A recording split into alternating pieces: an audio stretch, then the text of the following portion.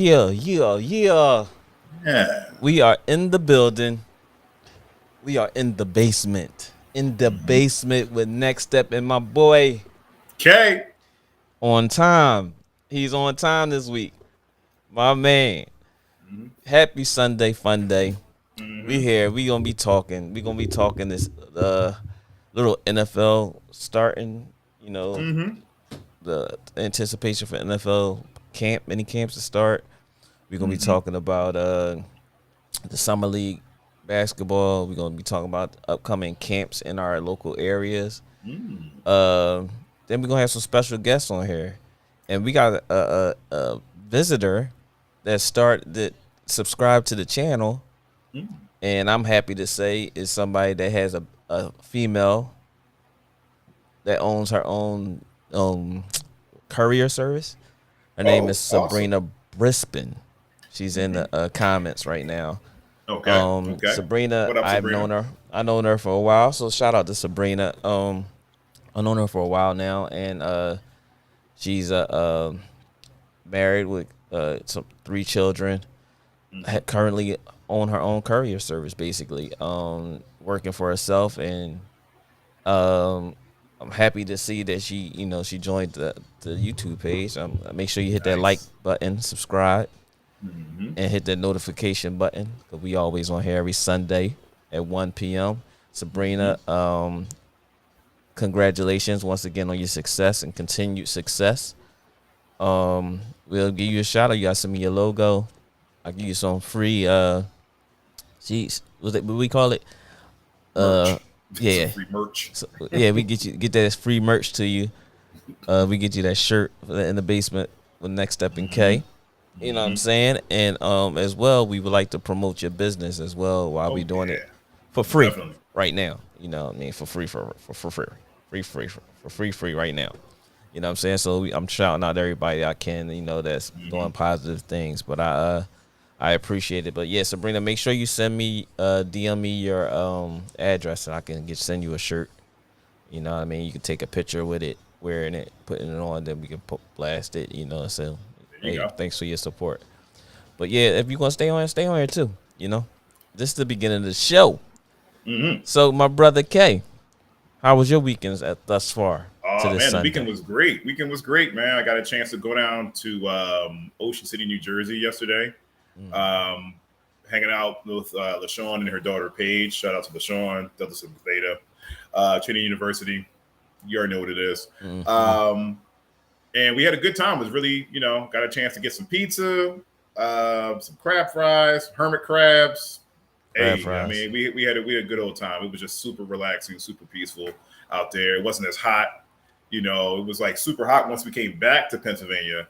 Like the humidity just hit us right in the face, Most just like definitely. that. Most But definitely. but at the shore, it was like people out there with hoodies on. That's how cool it was getting out there. Towards the evening, but definitely a wonderful Saturday to spend with the lady and spend with her daughter Paige as well. Shout out to Paige, Yeah, shout out to Paige. and yeah. What about you, good brother? Oh man, this weekend was pretty much a very good weekend. I can say that. Friday was my mother. Happy birthday. Happy heavenly birthday. Miss you so much, Pamela Scott. I lost my mom some years ago to cancer, and but she's always in my heart. Sorry, we get a little emotional, but No, it's okay. um, It's okay, man. yeah. My mom's birthday was Friday. Shout out to my cousin Anthony Gasterl. His birthday also was on my mom's birthday, and Okay. my cousin Terrence Ingram. Hey, Shout out to Terrence. We what up, had Terrence? his birthday is also on my mother's birthday. It's Um, good company right there. right, and definitely is. And a shout out to Sadara and Tamika, Tamika Ingram, which is Terrence's wife. Her birthday was Wednesday, and Sadara, her twin birthday, of course, was Wednesday as well. So shout out to them as well. Um, but yeah, Friday was a little emotional when I got up. You know what I mean? It's okay. But it was a great day. Then Saturday, what I do Saturday? Well, I work Friday, of course. I started building cornhole boards. I saw that, man. Listen, Yeah, I bro. See I see you're doing some things out there, Yeah, man. You man. get your Bob Vila on off there. You know, I'm trying to get to it, man. If I can make it, I can make some money. You know what I mean? Doing my little craftsman thing, and it's coming out pretty. It's coming out pretty decent too. I'm shocking myself. Yeah, I saw the holes in there and stuff like that. I was like, oh man, you gotta buy yourself a set, man. We gotta get some in the basement. Like, okay. You know what I mean? I saw some people in the comments. I'm telling you, praising your work and saying, "Listen, I want a custom one and stuff like that." Like, that's what I'm trying to do. I'm trying to do them custom. Yeah, I'm trying to do them custom. So showing off, man. Just do the showing off. I'm definitely gonna tell Deshaun about it because I know, like, especially like Deshaun has like different things with Delta Sigma Theta, and like they have like different games for the kids, and like cornhole is one of the sports that they do, like especially like with the Qs and the Deltas and stuff like that. They do stuff like that. So that'd be definitely. Let me know when you start doing that stuff. I'm almost finished the first set. After we get off today, I'm gonna try to finish up the first set, making it. I ain't stain them yet or put a logo on them or nothing yet. I ain't decide whether I'm gonna keep them. Well, I think I probably will keep my first set because it is my first set. So I'll probably keep the first set, but then I can be rocking and rolling because now I know all my dimensions and all that stuff. So I can just then I'm gonna think of different ways to making them because there's a way of making them the way I made them, which is like the pro style set with the lip on it, with the recessed legs and stuff. And then there's the basic set, with the 2x4s and stuff without the extra. You know what I mean? Yeah, you're speaking foreign to me, Larry. I'm just saying. I failed shop class. I'm Mr. Hammond and Wagner. You know what I'm saying? Mr. Hammond. A big shout out to Mr. Hammond. I don't know if he's still alive. I think my shop teacher at Lewis was Mr. Seymour. I think. Shout out to Mr. Seymour. Oh, Mr. Hammond. Mr. Seymour can hoop too. Mr. Seymour can hoop when they had like the faculty versus the kids and stuff like that. Yeah. Mr. Seymour can hoop with the best of them. Right. But yeah, Mr. Hammond was my shop teacher and at Wagner Middle School. Big shout out to Wagner Middle School. But yeah, I started that again on Saturday, and then Saturday night, me, Terrence, and co-workers and my other brother Tim, his brother cuz Tim, he came down and we went out to eat, in which the bill came up to $900. Nice. Nice. I'm cussing my brother out right now. I mean, talk to me. Did y'all pass the bill around, or were y'all washing dishes? What's going on? I almost ran, right? Then I thought about it. You're a man after my own heart, man. Listen, I thought about it. It's like, you know what? I might have to come back here because the food was good. Let me help pay with this bill. Yeah. Because if this was Pizza Hut back in the 90s, right. Right. We'd been out that joke. Yeah. Facts. Oh, big shout out to Anthony Durham. What's up, big bro? He said, and now the real sports knowledge is in the building. We are in the building, but you can assist us if you choose to. 45 points and 16 rebounds. That's you know what I'm saying? Yep. But yeah, man. We did that last night, and then we went to Dave and Buster's. Had some little fun. You know what I'm saying? And then I drove back. I didn't get home till like 2 something. Hey man, so that's a great night right there. It was a smooth ride. Yeah, a smooth ride on the highway. You know what I'm saying? And listen to my music, whatever. But yeah, then I got up this morning, started messing with the cornholes again after setting up for the show. Find out you got a little hobby now. Let me find out that you're a craftsman. No, listen, but I've been. The thing is, my cousin Lyle, big shout out to Lyle. He told me once we moved down here, Daryl and the family is not accessible to you. Yeah. Once you get down here, you're going to start doing stuff yourself, opposite of him doing like little stuff that he knows how to do, like mechanic stuff and stuff like that with the cars. I'm never going to get into that. But he's good with that too. Quiet as kept. No, listen. Quiet as kept. L's actually really good. Like he knows what he's talking about, like with like motorcycles. And 'cause I remember he was telling me something, and I was like, I don't know if that sounds right. I'm gonna ask my dad about it. And Dad was saying, I was like, yeah, he's right. It's the exact same. That's what it's called. This and that. I was like, oh, all right, cool. Yeah. All right, man. Shut up to that. So, as well as after that, this morning I got up, went and got my tea. Well, I was supposed to get my tea, and realized I ain't had my wallet with me. So I wasn't going to double back just to come back. So I just went and opened the garage, boom, and started working on the cornhole joint again, and then stopped the setup, and we here. But I had I had a decent weekend. You know what I'm saying? Yeah, that's good. That sound like, you know what you sound like? You sound like an older dad. That's what you sound like. You know what's crazy? Because dad used to do stuff like that. Dad used to I used to hear that bus saw going. I used to go on downstairs, and the first thing he would do with me and Kyle, shout out to Dr. Kyle, is he would ask Kyle first, but Kyle already have an excuse already made up or or escape plan. He'd be like, because he'll come to Kyle's room. Hey, Kyle, what are you doing right now? Oh, I gotta get ready to get up and I gotta go to whatever. All right, I don't, he might say so. Wow, Casey might be available. Casey, you're always available. Casey, what are you doing? Yeah, right. Casey, what are you doing right now? Nothing right now, but I'm right. Can you help me with something real fast? Got you. Go down and cut wood or whatever the case may be. I'm like, Dad, what are you doing? He's like, I'm trying to do this and stuff like that. But I didn't know, once I got older, I didn't know how useful that was. Because instead of going out to a Home Depot and having it cut for you, or going to someone else, they're going to charge you out the wazoo for doing it and stuff like that. Dad has the tools to do it himself. Right. Saw, different hammers, screwdrivers, different mallets and stuff like that. Yep. Not just a hammer, like a mallet, to smooth it out and stuff like that. Then you have the stuff to I'm in Home Depot. T-squares and all that I'm in Harbor Freight. I never knew I had this many tools in my life, yo.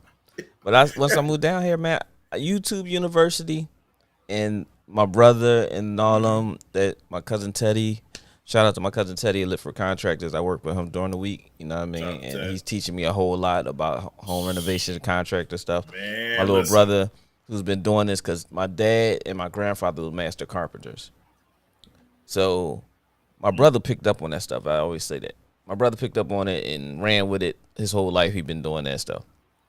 Me, I ain't want to get my hands there. I call my brother. That's right, babe. Put me in I the call office. my brother to change my tire. I call my brother to put air in my tire if I had to hang a TV. Now I do all that. Shout out to Mark Smith. Mark Smith helped me learn how to audio, sound, and security. He taught me how to hang TVs. Mark Smith actually taught me how to run electric. So now I know how to do outlets. You know what I'm saying? Really? Nothing crazy, but I know how to do outlets. My cousin Will was of Woods and Family car contractors, who him and my brother work together. But he shows me a lot of electric and stuff like that. So, but yeah, man, I just got down here and all of a sudden I just became Bob the Builder, man. I'm in my development. No, everybody in my development called me first. Literally. Hey, Larry, do you know how to do this? Do you do this? Yeah, I can do it. You know what I mean? And yeah, that's what it is. Everybody, as soon as somebody, we got a Facebook page. So as soon as somebody posts something about something, some small job, everybody hit me up. Hit Larry up. So cool. Once you finish, once you get your cornholes done and stuff that, you get that done. You have that out in your yard and stuff like that, like during the barbecue. Yep. People are gonna be peeping over their gates and stuff like that. Yeah. Once they hear it. And then I'm gonna post it inside our Facebook page, and stuff like that. Did you make that yourself? Yeah, for sure. You want one? I can make one for you. For sure. You know it. You know what I'm saying? You know it.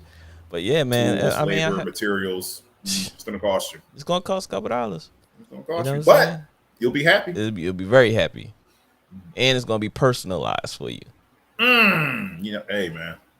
Hey man, keep up the good work, Larry. Keep up the good work. I'm trying, man. I'm trying, brother. But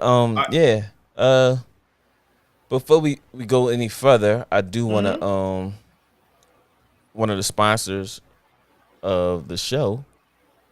Let's throw it up here. Stan Groovy Laws. I know that guy. Kofa Christian Sports 19th annual basketball summer camp, August 15th through September the 2nd, 2022. $30 registration fee. Spots are first come, first serve. Sponsored by DJ Newbill, Philly's own Strawberry Mansion zone. I can't even say the word, but great basketball player a name, a person in the city, always giving back, and staying together. Is the registrations to register at contact 267-819-6682 or Kofa Sports Inc. at AOL.com. MLK Rec Center, 2101 Cecil B. Warren Avenue, Philadelphia, PA. I can't say more. I mean, we probably get Stan back on here so he can speak on it. You know what I mean? We had Stan on here before. We don't know he'll come back. But we got some more sponsors to come as we go. Now we're going to throw them in back to back to back. We're going to spread them out a little bit. You know what I'm saying? Yeah. So, what you want to jump into? You know what? I got to I'm going to call it the who wins question of the day. It's nothing, okay. It's nothing crazy, but I just wanted to just ask this. I don't care what type of, backlash I get and stuff like that. It's okay. Strictly sports. Here we go. Yep, here it comes. Hold on. I got something for that. Hold on a second. And here we go. Yes. I'm having fun with this show. I love it. Yes. So yeah, it just came up to me like on Friday. I was like, you know what? I would love to see that matchup. So basically my matchup, I'm gonna start out early. And I'm gonna ask it to all my guests, whatever guest that comes in before we even get into our topic. Mm-hmm. Man, I just want to hear their opinion. So my question to you, Larry, is prime Allen Iverson versus prime Kevin Johnson. I'm talking dog Kevin Johnson. Who wins this? I'm taking AI. Taking AI? Why are you taking AI? I'm taking AI, number one. Kevin, to me, was a great point guard. Very good athlete. Very, very good athlete. I'm not going to say spectacular. He had his moments as an athlete. But I can't say he could guard anybody. Okay. I look at Iverson as someone that he will not be able to stay in front of. Okay. And Iverson can get a bucket on all three levels. Okay. Inconsistent at the three, but he can hit them. Mid-range, you're not going to stop him from getting there. And you're definitely not going to stop him from getting to that third, which is the rim. Kevin Johnson's aspect. The modern-day athlete had trouble stopping Iverson in today's game. Okay. So Kevin Johnson probably wouldn't have a chance. You don't think so? I don't think so. We're talking prime. I mean, explosive Kevin Johnson. Explosive Converse, Kevin. React Juice. Yeah. I'm dunking on all your big men. I get it. I'll take it. I'll take it AI. Because I think where KJ will probably have AI all day. Hey, listen, he is Anthony. I'm with you, but you got to give KJ his flowers too. No doubt. He deserved it. I mean, in the mid range, especially in the mid range, like KG was an absolute killer. KJ. I mean, AI. Okay, AI might get by, but I think KJ was a little bit more stronger, a little bit more explosive. He was stronger, but you can't say opposite of that crossover. That hesitation crossover he would do real quick, like he'll stand straight up and bop you and just be gone. Because that was his move. Yes, that was KJ's move. Sometimes he would go in and out too, a little in and out too, like boop. AI don't play great defense, right? But he has lateral quickness, and he has long arms. He has super long arms, so that could pose a problem to KJ. Exactly. But if KJ's hitting that mid range. Because he never was a good 3-point shooter. Never was. I never seen him like all he used to do is just do to the basket, mid-range, baseline jumpers, elbow, hard ups, jellies and stuff like that. Before jelly was actually a name or stuff like that. All right. That's probably like the only way maybe he would get over on AI. But I mean, I give my flowers to KJ, but I think AI wins this. If the game goes to 10, I would say 10-7. What'd you say? 10-6. 10-6. 10-6, 10-7. AI. I'm with that. 10-6 AI. Yeah. If you in here, man, say something so that we can shout you out. Make sure you like, subscribe, and follow us on YouTube and on Facebook as well. In the Basement with Next Step on Facebook, and then in the Basement with Next Step in KC on YouTube. Subscribe to the channel. Hit that notification button. Make sure when you in here, you hit the like button as well. We need that. Yo, we trying to get at least to 100 subscribers soon, man. We've been sitting on this 80 plus, a little bit over 80 something for a couple weeks. There's no reason we shouldn't be past. We should be well beyond 100, but there's no reason we shouldn't be past 80. 80s. Shoot. All right, hold on. I'm trying to send the emails to. There we go. Let's see. All right, that didn't work either. Let's see this. All right, that didn't work. But yes. So let me try that again. All right, so yeah, so I'm taking AI. Ant has something to say. While you and Ant can go back and forth. I'm gonna try to get these emails out. If Ant went to He said something crazy. Shout out to Ant. If AI went to LA Fitness twice a week during his career, he would be ranked top 5 all time. 4 scoring titles. Wow.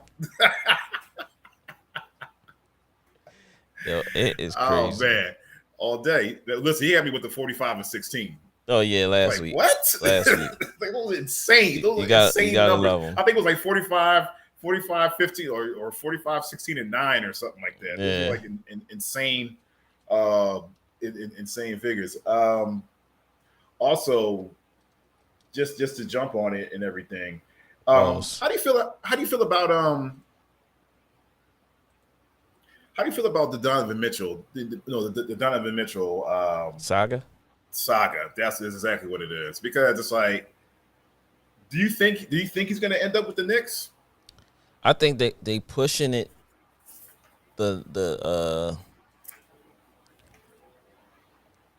NBA, the season is over, so any kind of whiff of anything or prediction, they got to make note of it for the NBA today until the NBA today is over.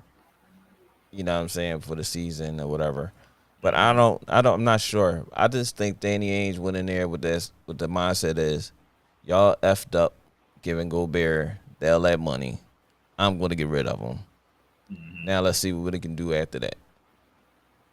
I don't think that he's really shopping Mitchell. And Donovan didn't ask for to be, going anyway. So it ain't like he putting up a, you know what I mean? So right now I think Donovan will be here. Yeah, I think it's smoke. But only way that's something really going to pick up is if you get that Woj bomb to say it's serious. But right now it's just all talk. Yeah, because from what I'm seeing, I mean, I've seen a lot of whispers saying that he could come to the Knicks, but I'm like, well, you already have like a $100 million player on your roster. Like, like I know it's New York, you can buy players and everything like that, but I don't know if they're gonna, and then you're gonna have to like trade away like a crap load of players to get Mitchell to come on there. Right. So, and some draft picks, because like if they don't have players to give, they're gonna have to give up some draft picks. But they got a bunch of draft picks. They damn sure do. From Minnesota sicking himself, you know what I'm saying, for that Gobert contract. So they have draft picks that they have already within the team. And I'm not sure if they want to go to this rebuild type thing, because you get rid of Donovan. I don't know what you plan on getting back from Knicks for Donovan. Emmanuel Quickly. Like I said, from Kit on the saying, like you said, Knicks. Derrick Rose. Woo, boy, you about to get your moment. You had one of those moments. You just had one of those moments. They got Emmanuel Quickly. You just had one of those moments. You said Emmanuel Quickly. Where SB at when I need him right now? I gotta find out SB available today, man. Yeah, man. Emmanuel Quickly, Derrick Rose, Leon. Emmanuel Quickly, Leon yo, Wood, you is tripping. K just had one of his moments. That's his sound. Listen, man, like if they do that, I'm telling you, they will trade probably everybody. Everybody's expendable in that team except Barrett Brunson and Mitchell Robinson.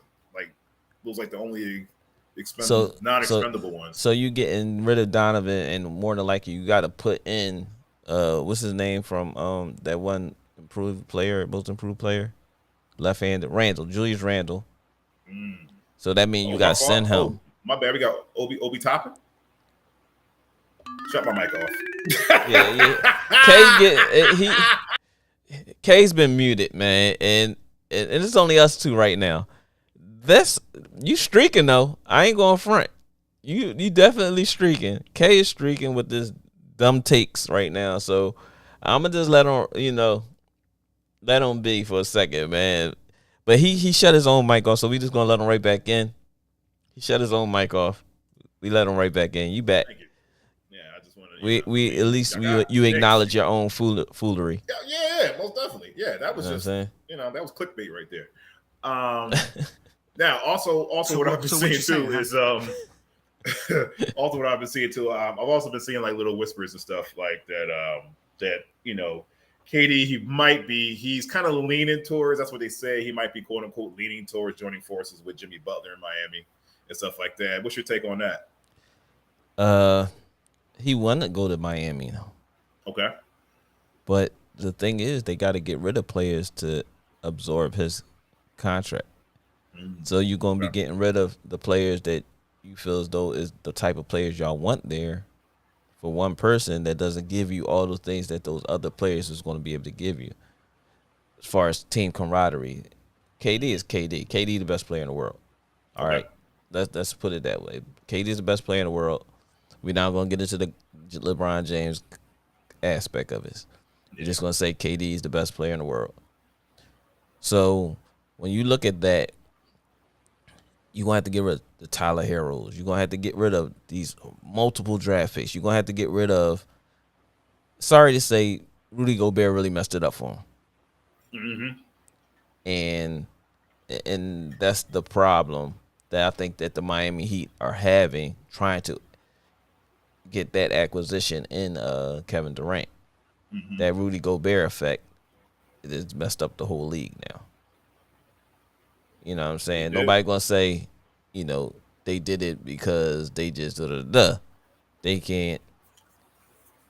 They stuck. Yeah, they can't. You're right. They can't trade Bam because of your boy, Ben Simmons. They both want rookie contracts, extensions. So you can't trade them not unless you trade Ben Simmons. Right. So now you got to look at sending Ben somewhere just to get him there. Yeah. But then you got to get rid of somebody disgruntled. Who wants that? Right. So if you lose Bam, which is one of your guys,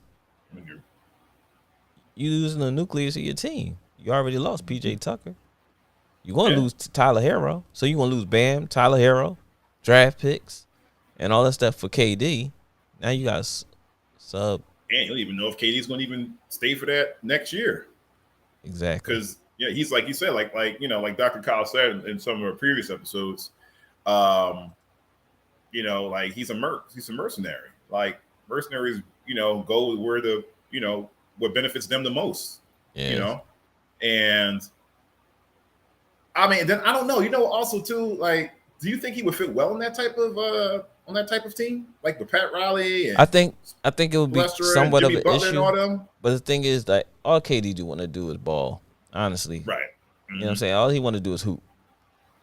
He don't give a f about anything else. He just want to hoop. But somebody chastising him and saying something, that might be. You're like they might hold him accountable for something. Like, dude, like I know you're like one of the best shooters in the league and stuff like that. But that was a bad shot you just took. Oh, I'm KD. Any shot I take is a good shot. Hold up, fam. Like that might float over there in OKC and Golden State and stuff like that, and even in Brooklyn, that might float over there. But bro, like what happens if Jimmy Butler gets on him about something? He doesn't. I guess KD doesn't feel like that he approached him in a certain type of way in front of everybody. If he had that Draymond effect on him, they might have that Draymond. And he will. Right. And listen, he'll go fight in the locker room quick. Yeah. But at the same token, you got to understand that if he wants to go there, he already know the mentality that those players are going to have, that organization is going to have. So he's already biting that bullet from the beginning. You see what I'm saying? So it's not. Yeah, we hope so. Or he's just trying to get out of Brooklyn. It's just that simple with that. So because he might be cool in Brooklyn, but then he goes over to Miami, and like I said, like Jimmy might have some words with him before they run out there on the floor and stuff like that. Like, whoa, KD, before you even run out there on the floor, let me talk to you real quick. Right. Yo, all that Showtime stuff that you're doing, it ain't gonna be tolerated here, all right? And whoa, I'm still. KD might try to like pull off or something like that. Like, yo, Jimmy, whoa, I ain't done with you yet. Yeah. Stop it. And look him in his eye. Stop. Chill. And KD will go out on some dad type stuff. Like, oh wait, I ain't done with you yet. We're having a family moment. Yeah. This and that, whatever the case may be, and and said if all he wanted to do was ball, he wouldn't bounce around. He would just ball. He wants acceptance. Well, I think and you have a point there, but at the same token, Kevin Durant is a basketball junkie. We all know that. I think now that pressure of the championships is off his back because he did it in Golden State. Right. Even though some of us look at that as a cheat code because you didn't do that. Can't beat him, join him. Yeah. You know what I'm saying? Yeah.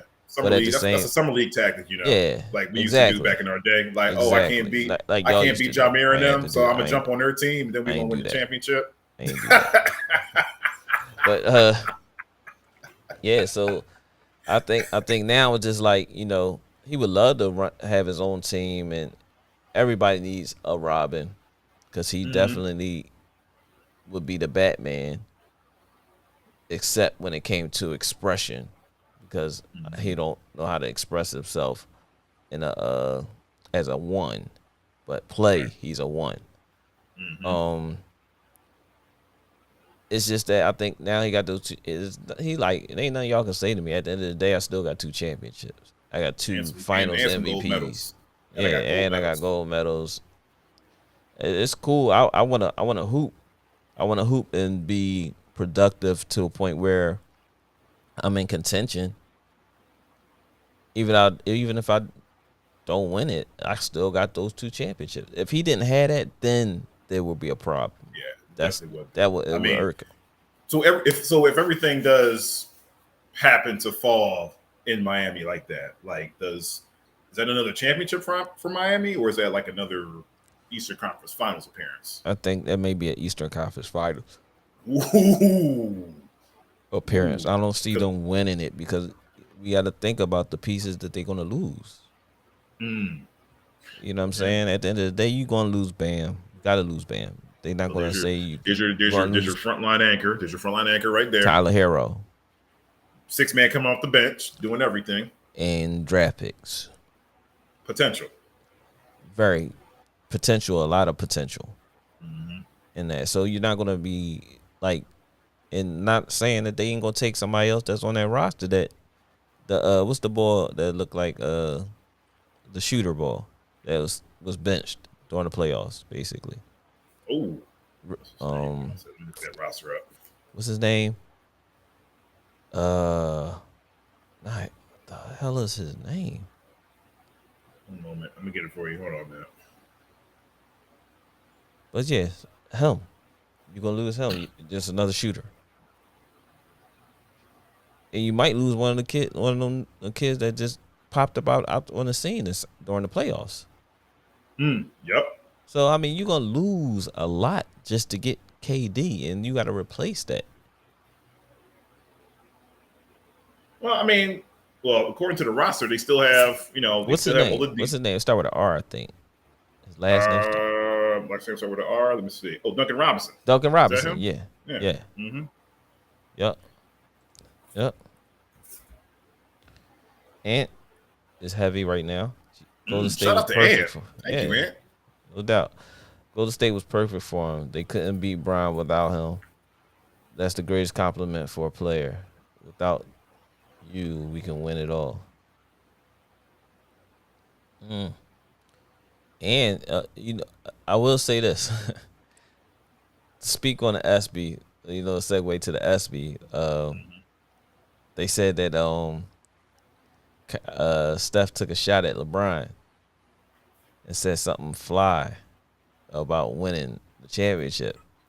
So LeBron went back in Twitter or something. Hold up, I think I screenshotted it. LeBron went back on Twitter and hit Steph with this. Steph is hilarious, man. ESPYs, y'all nailed it. Y'all nailed the cut with this one. But what's even more funny is to try to see him play a healthy team in the playoffs. All jokes, though. Ooh. Talking about Steph. I mean, all shade, though. Right. Yeah, so y'all gonna try. Y'all got him to say what he said about basically about me, about winning the championship, and me not making the playoffs. But let me see Steph play a healthy team without their players being hurt, or in a championship without their players being hurt. And if you look at it, every championship they won, someone was hurt. Yeah. Main players. So basically they're going to go into. All right, so they just spice it up for their matchup. That's going to be NBA on TNT. And what's crazy on ESPN. And what's crazy is ESPN set that up. So they know what they're having doing. Him say that, and Steph fell for it. Steph took the bait for LeBron to come back and say something like that.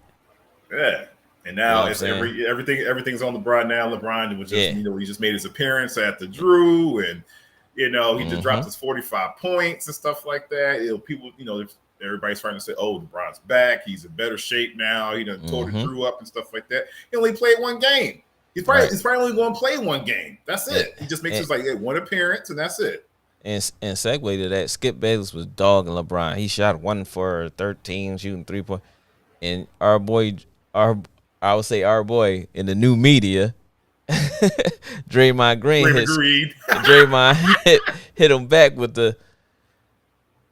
Skip is basically talking about his percentage and not the impact that he's made for those kids that can't make it to a game in that gym. Exactly. He went there to have fun. He didn't have to show up. He went there, have fun. He really got did. buckets, gave those kids that probably will never make it to see LeBron James in the gym. And Draymond threw a dart at Skip, something crazy. Yeah. And I loved it.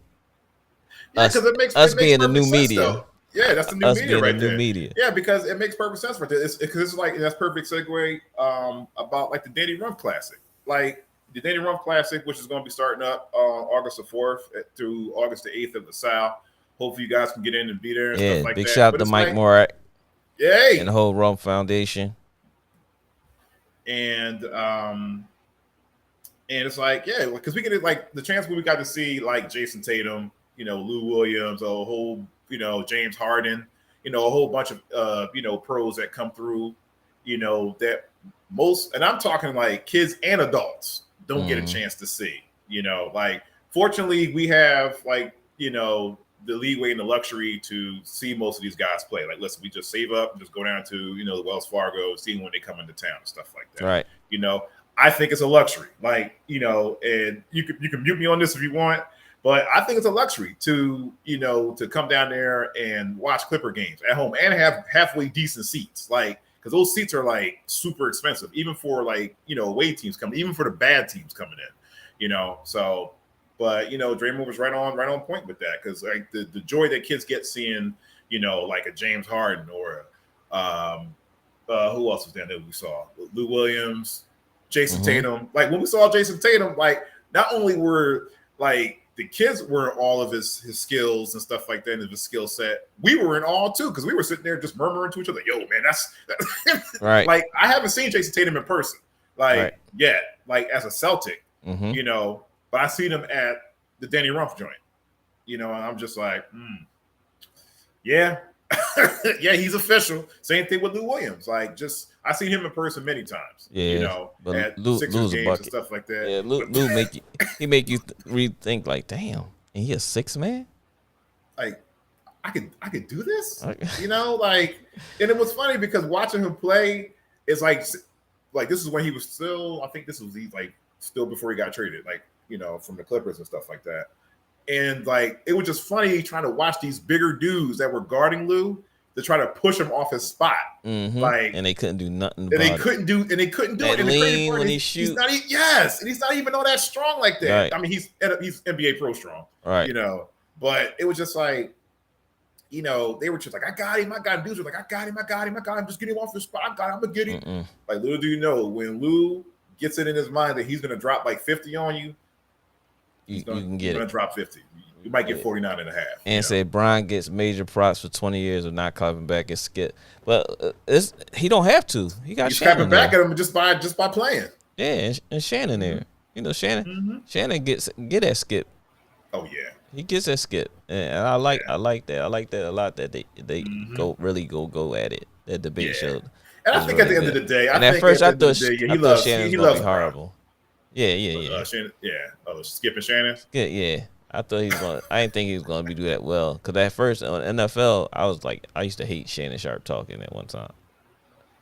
I used to be like, this guy. Now I love Uncle Truth. Uncle Truth. He worked at it, and he's gotten a whole hell of a lot better. Proud to say that. Lou gave little Ant 30 2 years ago down there. Yeah, but Ant held his own though. Ant had like 20 something that game. That's when Ant really put his stamp down and at the rump. Speaking of impact, right? Also I just thought about it. Also too, for some of these players out there that are playing against LeBron and the Drew and stuff like that, you're giving them exposure too, because it's like opportunity. The guy was like, the guy was talking trash to him. Yeah, he was like, "Yo, man, like, yo, Brian gave me like, yo, the bull, Brian gave me like." But I had 20. I gave him 20. Yep. How many people? Because I mean, this is with any player that has a competitive bone in his body. Right. Like, there's a certain number that's in your head. Like, if somebody scores on you enough times, that adds. I gotta get at least half to say I gave him work too. I can't have 5 or 6 and he got 40 and I can talk. No. No. No. Gave him a cool dub. No, yeah. He talking dirty. He talking dirty to both of them and DeRozan. Yeah, he's DeRozan was doing some special stuff out there. He was working on his craft. Great out there. Somebody was working out. Hit Al up and tell him I sent him the email, him and Reg. No I sent brother Kyle. I ain't seen him pop up on here. I don't know if he's busy today. Brother Kyle, Dr. Kyle Osborne, in a doc report. And I hit up SB as well. But yeah, man, it was decent. But also to get away from Drew and talk about what we got going on here, our brotherly love summer season is officially over now. Brother Stan Williams and brother Stan Groovy Laws played in the championship against each other. Hey. And brother Stan Williams came through with the win. Also, brother Stan Williams, Imhotep's assistant coach, been there for years. Big shout out to Stan Williams. Got coach of the year as well. Yep. In the brotherly love tournament. Season. Congratulations to both Stan Groovy Laws and Stan Williams. Great seasons for both of y'all. And congratulations, Stan Williams, coach of the year. Brother Andre also great to have him on the pod, and we're gonna have him back brother again. Stan Williams. Yeah, brother Stan Groovy Laws. Yeah, we gotta get Stan on here too. Stan funny as all hell. Yeah, he is. Especially when he talks about those Celtics.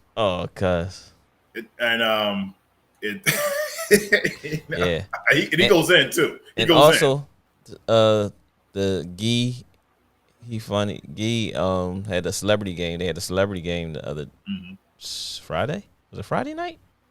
Okay. Yeah, they had a celebrity game as well Friday night. Gilly and Flip and everybody was in there. It was I was watching it on YouTube.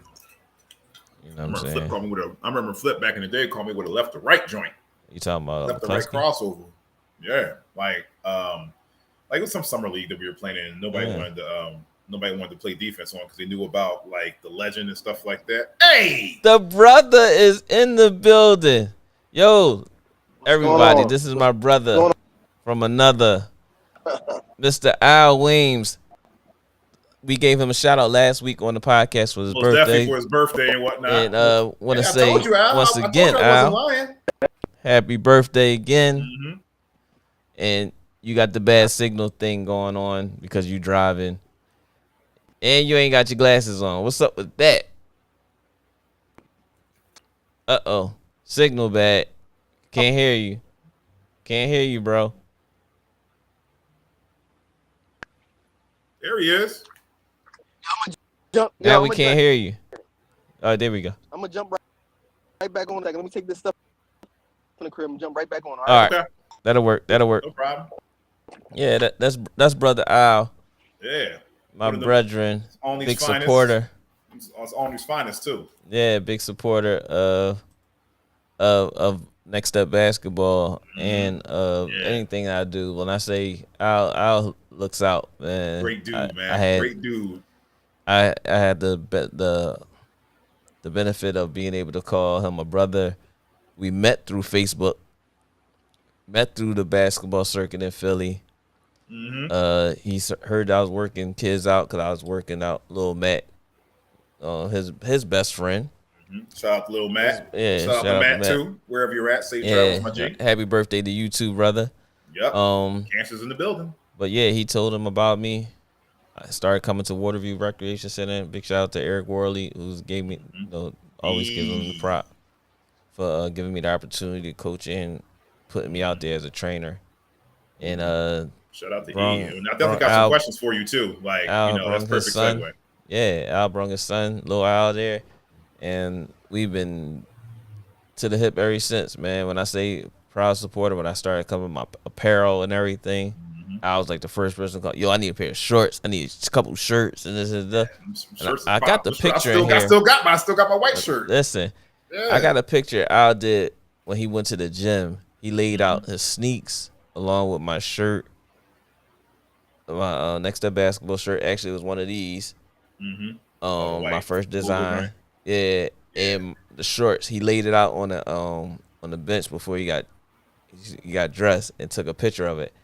And it was so thorough. I was like, yo, that's hot. Like, when I say apparel, like, you look at the billboard and you see people with their gear and stuff like that and sports athletes. He laid that joint. I was like, yo, that's a vision right there. And he posted it on the social media and everything. Everybody was liking it. And I started getting a lot of people, asking me for shirts and stuff like that. No, I do, yo. I need a shirt, yo. You know what I'm saying? Actually, I got to re-up and get some more, too. Yeah, you do. Black you one. do. Yeah, black old logo. Even the classic logo. I like the classic logos. Yeah, it's the first one. It's the first one. The first. Nothing beats the classic, baby. Then I got the new one. Yeah. Yeah, I'm keeping all of them, though. But do you have it in, do you have like in Clippers red and Clippers blue? Shut my mic off. Quick. Okay, you just had another moment, fellas. Ladies and gentlemen. I'm just asking the general question. I'm a customer, right? Yeah, you are. Right? You are. All right, then. Like you're supposed to, process my request. Yeah. Okay. Yeah. Clippers red. Thank you. Yeah. Whatever. Yeah, but yeah, man. Brother Al, can't wait for him to get back on here, man. Yeah, but other than that, man, I was going to give a shout out to Tahar. I forgot Tahar's last name. Emotep assistant who was coaching that team final. They unfortunately team final lost in the championship of the EYBL. No, Peach Jam because they was defending champs from last year. Shout out. They lost. Big shout out to Dwayne Rock Jones. He was live streaming it, and nephew Ramir had a crucial turnover at the end of the game. But it was a close game, and when I say this dunk that Justin Edwards had with like 10 seconds left in the game, jab step and took off from the foul line, and he left-handed. That makes it even prettier. Yeah. Oh my gosh! All I saw was his arm because Rock even got excited when he saw it. Like, when you watching something, you recording. When something happened, you ain't thinking about the camera. You looking at it with your eyes. Right. All you just see is Justin just take off with his left hand. And everybody in the crowd just went stupid. Stupid. There he is. Bruh, He's back, you look like you in that theater room, bruh. To give you a shout out, man. This boy You got delay. Delay. Okay. It's a delay. It's a delay. Maybe it's this. Let me get off of this Wi-Fi. Got them cricket headphones on, man. I can. That's Larry. That's Larry coming at you, man. Not me.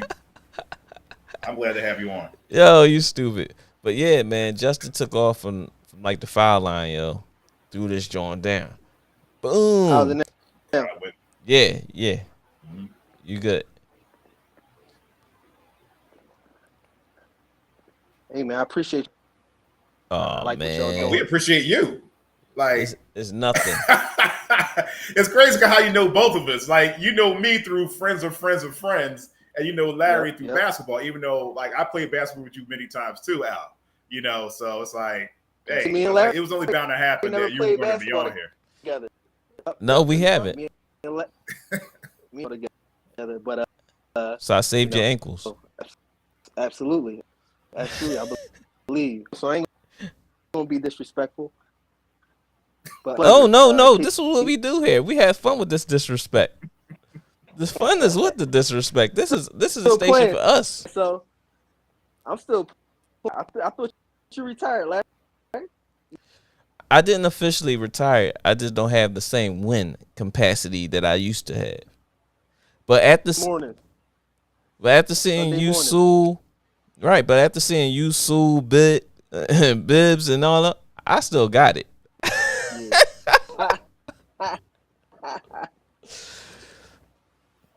But bro, man, once again, I want to say thank you for being a brother to me, and the relationship that we've had since day one of me blocking you on Facebook because you were saying the stuff that the same way I mute you, K, when we be on the podcast. Man.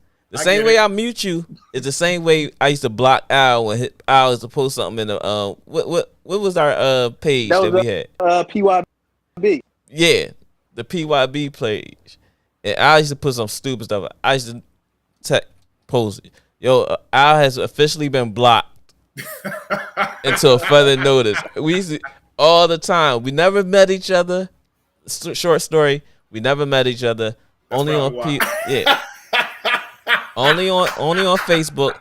And then Girard College, it was a tournament there. I went to the Girard College tournament because I think I was coaching or I was going there just to see Sewell and them play. Okay. And as soon as Al turned around, he saw me. I saw him. We just walked up to each other, gave each other, you know what I mean, that. It was like, yo, you stupid. And I was like, yo, you stupid. And ever since that day, we've been close. Like, little Al was coming. He'd bring a little out of my training, all that stuff, supporting me, like I said before, with my basketball program to this day. He reached out to me about his basement, doing the theater room. I went and did his theater room for his basement. As you see him sitting there, you see that speaker on top of his head and all that. Yeah, that was me. That was me. Yeah. Yep. So, bro, I appreciate you, and my wife always she asks about you. Hey, what's up with Al? Yeah, you talked out. Yeah, we still talk. We talk all the time. You know what I mean? It's just he be a little busy. I be a little busy. He ain't get down here yet. We ain't really get up there yet, but it's gonna happen before the summer is over. You know what I'm saying? Mm-hmm. So, absolutely, man. Yeah, but I want to say thank you. I really appreciate you, bro. Yeah, absolutely. What we talking about today? Because earlier this morning. Oh, we're talking about a whole bunch of things. I mean, we could talk about your Sixers. We could talk about your Eagles. It's whatever. I mean, now, but before we get started, I got a question for you. Our who wins question of the day. We already went through it. I asked this of all my guests that jump on here. First of all, it's an honor and pleasure for you to have you on here, A-Rod. Appreciate it. Question is, Prime That's Allen his sound when he's about to say something foolish. Prime Allen Iverson versus Prime Kevin Johnson. And keep in mind that we're talking about Kevin Johnson, Bunny's Kevin Johnson, banging on Hakeem Olajuwon Kevin Johnson. I mean, banging on the whole Seattle Supersonics Kevin Johnson, Converse React Kevin Johnson. Who wins this? Game to 10. The game goes to 10. Who wins this? That's tough. I kept player. I tried to come out on my game at when I was on Iverson, and that's the thing. I think Johnson could do, but Allen Iverson, he pound for pound, he players ever on that. You know what I mean? I've seen a lot, but AI, okay, skill, ability. I mean, they had to change the rules to stop them. About that, the cross defense, like that year, that's when they implemented the zone stop players like AI one-on-one to allow for teams to be able to step into the league. Man. We all agree though. It was funny. Said that. I mean, all three of us has agreed on that, even though your audio is horrible. Yeah, it's going in and out. It's almost like how Sean was. Well, Sean's was last week. Sean last week we couldn't even hear nothing Sean was saying. A little bit better. A little bit better. No, this AirPod was coming out my ear a little bit. Okay. Oh, you're good. You're good. Yeah, I definitely. Or you can go get on your computer. You could get on your computer and use your camera. Yeah, you can go on your computer, use your camera, and that probably work a little bit better. All right, let me jump on. I'll be right back. Go ahead. We kicking you out the basement, and you can come back down. Right back. Yeah, just come right back down. All right.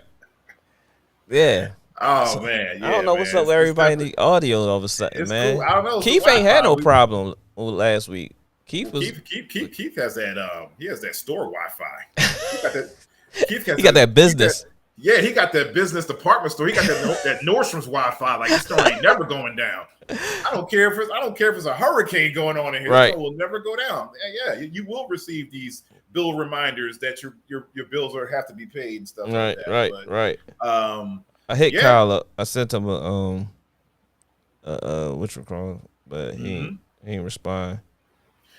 Also, speaking of like summer basketball too, because we were talking about that, we're definitely gonna get back into that as well. If that's the case, we're gonna speak on summer basketball. We might as well do this. Go ahead. Lewis Leonard Elite Basketball Camp in 2022. Middle school dates, August the 15th through August the 19th. High school dates, August 22nd through August 26th. Every day from 9 a.m. to 3 p.m. Camp fee is $250. The camp location will be at 8500 Pickering Avenue, Philadelphia, PA 19150. And you can call Lou at 215-971-5086. The motto is bring your game, not your name. Bring your game, not your name. Lewis Leonard Elite Basketball Camp for 2022, man. Great camp. You're going to just be working. It's all work, no play. You know what I'm saying? So as you get there, I think it's definitely a place to be. You have to get in there. Anybody that want to be playing against elite level players, Justin Edwards, and everybody else in the city, Keith G, Mark Butler, all of them, they all been part of these camps. And Samuel Sessoms, Booty Butler, you name it. Eric, what's Eric's last name? What the hell? Oh, what's Eric's last name? I can't even think of Eric's last name. At Villanova. Eric, from Abington. Oh, that's the power forward center. Yeah, well, I don't know why I can't remember my young boy name. Last name. Yeah, speaking of which, he's going to get a lot of more looks now too, because everybody's left now. Looks. What? Yeah. That's but Lewis, Eric Pinkney. Not Pinkney.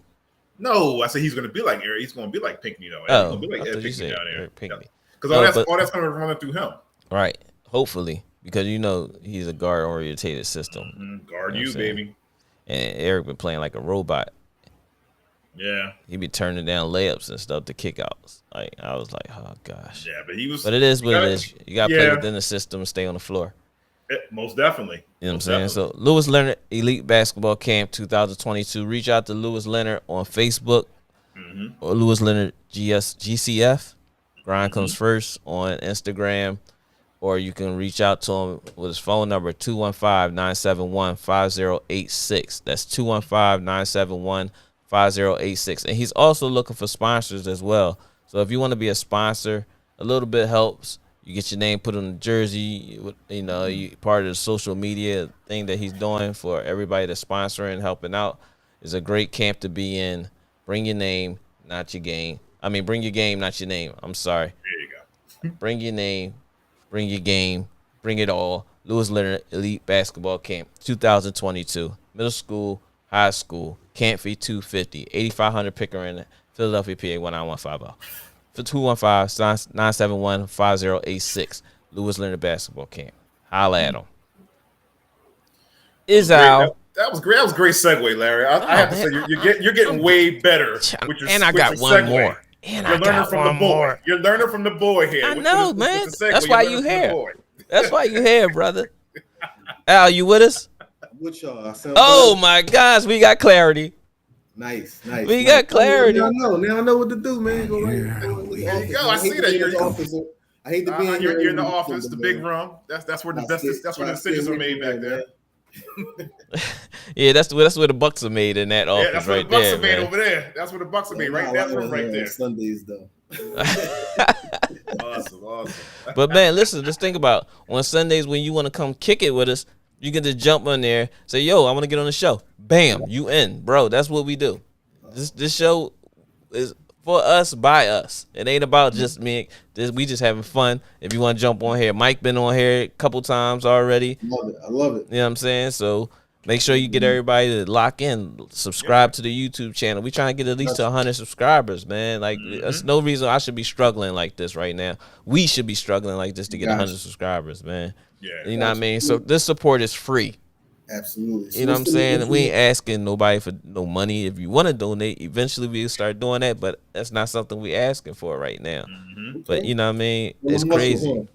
From the muscle. You know what I'm saying? That's what I'm saying. Like, we just doing it because we got the love for it, and it's just something to do. Opening up different platforms, giving people opportunity to promote their businesses, all types of stuff, man. Nice. So what's going on with you, Al? What's going on with you? Let us know what's going on with Al. Nephew, I know the football season probably just ended.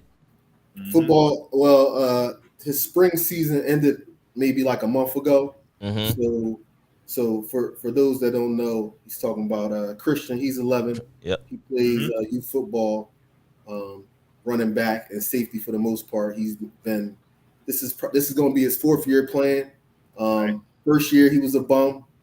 Second year he wasn't a bum. He was crafting. He's learning his craft. He was a bum. He was learning his craft. Cause look at him now. Yeah, look at him now. Listen, I'm trying to talk about the maturation, man. He thought he was no bum. Good, though. We're not gonna call him a bum. A bum is you a professional and you still look the same way you did when you first started. He wasn't. All right, I'm gonna say it like this. He wasn't very good. He wasn't very good. He didn't understand. Don't talk about my nephew like that. He didn't understand. You're about to get muted. He was an athlete. He was just an athlete. A-Rod, keep going. He was an athlete. The second year he did great. I think first year playing running back, he had like 15 to 20 touchdowns. He played awesome. We moved to Jersey March, so he was playing for the West Philly Panthers. We had to so that whole thing wasn't going to work. Even though I love their organization, the coaches were great, the kids were great, parents. It was a good situation, but you know, from the travel and all that kind of stuff, it just won't work out. So luckily they have an organization out here, and initially he didn't want to play for them. He was like, they probably not good. And this, I'm like, just try it out. So he went around there, tried it out. And the way they do things is a little bit different. They have freshmen, sophomores, juniors, and seniors. So typically he played juniors, and that's for like 10 and 11-year-olds. Okay. So he was 10 and he played with them. So essentially he was playing up last year because a lot of the kids, some of the better kids on that team were 12 years old because they made the cutoff. So Alex, not to interrupt you or anything like that. So how do you what's your take on that though with kids? Because you know how a lot of parents they'll play their kids down instead of playing the kids up. You know, how do you feel about that, and what's your take on that? I feel like every situation is different. For Christian, it helped him a lot because he got to see, like, he got to be around some players that were better than him, and he got to see their work ethic and their mentality on the field. So I think it worked out pretty good for him. He didn't touch the ball much last year, even though he got some touches, but for the most part, he played defense and he played pretty good. He was another athlete, and the one thing out here, the athletes are limited. You know what I'm saying? So if you're an athlete, you're gonna be it's a premium for you. So, but the funny part about their organization, they've always been pretty good. They got a pretty good system. They run the same offensive terminology through high school. Nice. So that was the one thing that I liked about it. Was that, and he played well last year. They went to Atlanta. A lot of the other kids on his team never experienced like the national championship, but he had already experienced that, so he did pretty good. Then we transitioned into like the spring football, 7-on-7 in spring football, which he did pretty well in. Like the spring football, he really started to get his confidence and stuff like that. So he ended the season great. They ended up winning the championship. He was the defensive MVP. Nice. Now this year for his Monroe Braves team, juniors, he's going to be looked at as one of the leaders. So all we've been doing over the last month or so is just working out. Finding trainers down here was tough in the beginning, but once people got to know us, they felt comfortable with sharing information, because that's what you run into a lot. A lot of people don't want to tell you who they're working out with. You know what I mean? Right. Information to themselves. But why is that though? Why is that, Al? People want a competitive advantage, man. Like if they're, and that's the one thing I learned about sports in general these days. You got to have some resources for your kid to do well and improve. You have to have some resources, man. Nothing out here is really free anymore. I know there's some guys still, working kids out for free, but it's not a lot of that. So the more resources you have, you can help your kid a little bit more. So my whole thing was just letting my son know, because we had a workout one day. A couple of his teammates were there, and then we were working consistently. And he was like, "Why is such and such not here?" I'm like, "All right, their resources might not be there, Chris." I said, "This right here that you're getting, this is a benefit. This is something that you need to really take advantage of right now." And he's a smart kid. That's the one thing. He's very intelligent. He understands a lot. He's ahead of his years from that perspective. That he kind of knows, like, all right, this is what I have to do. This is what I want to do, and I just try to be there and encourage him. And hopefully, this season will be productive. You know what I'm saying? I pray the Lord that no injuries come his way and everybody stays safe, because that's the main thing. Is just staying healthy, having fun first and foremost. He's definitely gotta have fun. And and this kind of thing, it builds friendships. Yep. Because playing football helped him out the most in his transition for the schools out here. School system. Yep. He has friends already. Yep. You know what I mean? That these dudes he playing football with, they're in school with him too. And that's the only thing that was different with the Panthers. None of those kids went to school with him. All right. You know what I'm saying? Because we weren't from West Philly. Right. And what's the name of this organization? Monroe Township Braves. Monroe Township Braves. Congratulations, Monroe Township Braves. You have a great organization. Spoke from one of our own, especially coming from the outside, coming in. Yeah. So that speaks a lot. That speaks a hell of a lot.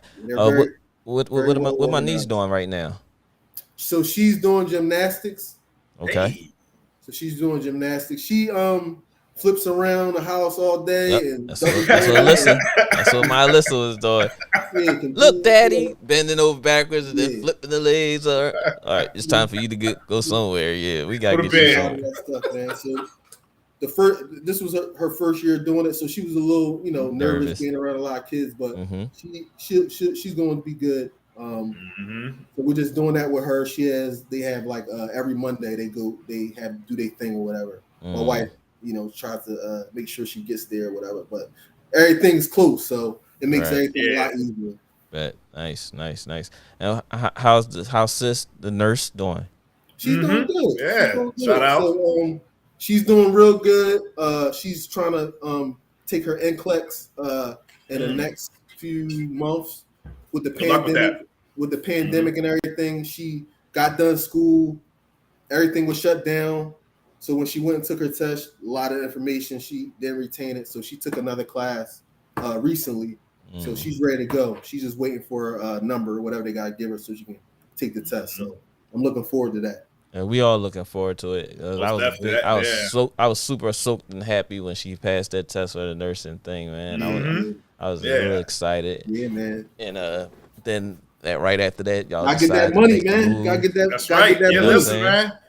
Yes, I saw it on Facebook too. I was like, that's the Wrecking Crew right there. All right. That's the Wrecking Crew. So they always do it. They always do it right. And she always what I love about you guys always support each other. Yep. Whether it's the girls, whether it's you and Matt and stuff like that, I love that. So that bond is real. A great, man. Great brotherhood, man, Yes, sir. And that's what I was talking about earlier. Like sports has brought, a lot of people in my lives that wouldn't necessarily have been in there. If everybody say all the time, like I go somewhere, like everybody. I'm like, well, I know them because of sports. It's not like I'm this popular dude or whatever. It's just that I play basketball and I like basketball. So you meet a lot of people, and our city is not but so big anyway. Right.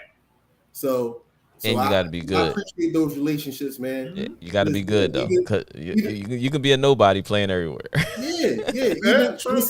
Even with Matt, we lived around the corner from each other.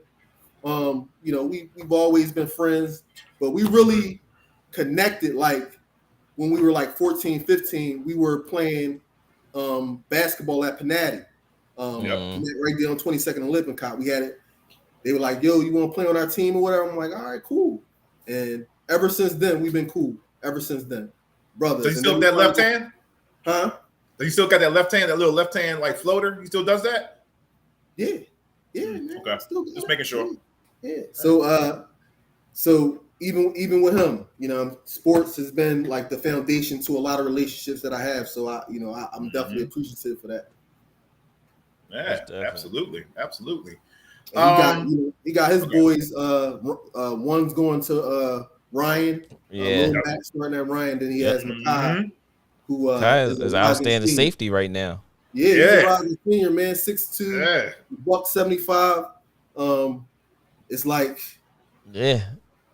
out of the blue, but Last time I saw him, he was Matt's size. How tall Matt is? Matt's like about 5'8", 5'9". When he started high school, he was the same size Matt was. Yep. Now he's 6'2". So we just praying that Matt gets that size. We definitely. Hopefully, I can't wait to get Matt on here. You know what I'm saying? We don't want to speak too much on him. Let him speak. To bro. Yeah, but I mean, he's on his way to Orlando right now. So y'all get with him. Yeah, most definitely, we definitely will. Cause the plan was to have both of y'all on here together. Cause I love the brotherhood. You know what I'm saying? Gotta keep the brothers together at all times. You know what I'm saying? Right.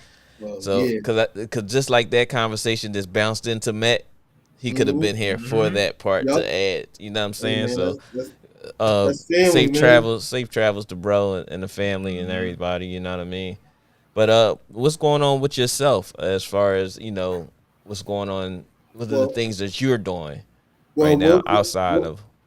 Yeah, so I'm just trying to stay active. So like I play ball every Sunday morning, and then I usually go to Lifetime in Maryland Laurel, play ball there like maybe once or twice a week. So just stay active. The mortgage. I'm in the mortgage industry, so it's a lot of up and downs in that industry. So you just gotta keep grinding. Stay patient and engaged. So I'm just doing that. My main focus is making sure my family's cool, man. That's what it's all about. Ew. Oh, we got Al Williams. Listen, this is our brother from another. We met him by him just following us and jumping on. This is my man. This is our guy, SB Talk Sports. He's from Chicago. How you doing, he has his own YouTube page, SB Talk Sports, and he's also a music engineer, right? No, music engineer. No, I'm a sport broadcaster. Right now, doing board out. Right yeah. He owns. He likes 172 teams. He's coming at you. He's coming at you, SB. He's coming at you. This is what he does. So Hey, look, you don't know how to act. The Pistons finally are watchable after like the last 15 years. You see how disrespectful he is, man. I was like a high school, you know what I'm saying? Listen. He coming here looking like Doughboy. Hey, man, look, man, it is what it is. You see what shirt I got on? You see what shirt? Today is Chicago. Tomorrow it'll be something else. Who knows? We ain't doing that. What's the word though? Hey, nothing much, bro. This is our brother Al Williams. We just had as a special guest. He's family. We just talking about his what's going on with him and his children, his family, and everybody like that. You know what I'm saying? Our brother Matt, he's in traveling right now. We just gonna have them both one at the same time. But how are you today, brother? How was your weekend? I'm actually chilling. I've been outside, man. You know. You been outside. I seen. You see me comment on your post? Yeah, it wasn't supposed to be up there. It supposed to be deleted. That's supposed to be down. You was a little bit outside too much, yo. Yeah, make sure the company don't see it. That boy was like, he was on the riding the cows. Well, first of all, he was riding the cows, yo. Al, he was riding the cows, bro. What? He was on the cows, yo. We ain't gonna bring the lives now. Bring out lives. That boy was on the cows. Oh man. No, that boy was on the cows, man. It was my shorty birthday. We threw a 90s party, so. Oh, nice. Happy birthday. Man, when was her birthday? The 13th. Okay, right at day after mine. Cancer. Day after yours, yeah. If anybody cares, my birthday was on July 2nd. Okay. There Cancer season, man. Hey, told you.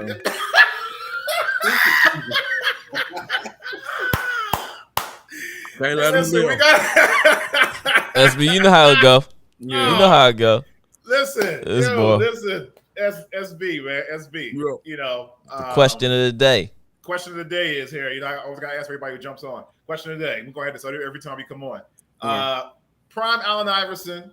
In his prime Allen Iverson versus prime Kevin Johnson. KJ.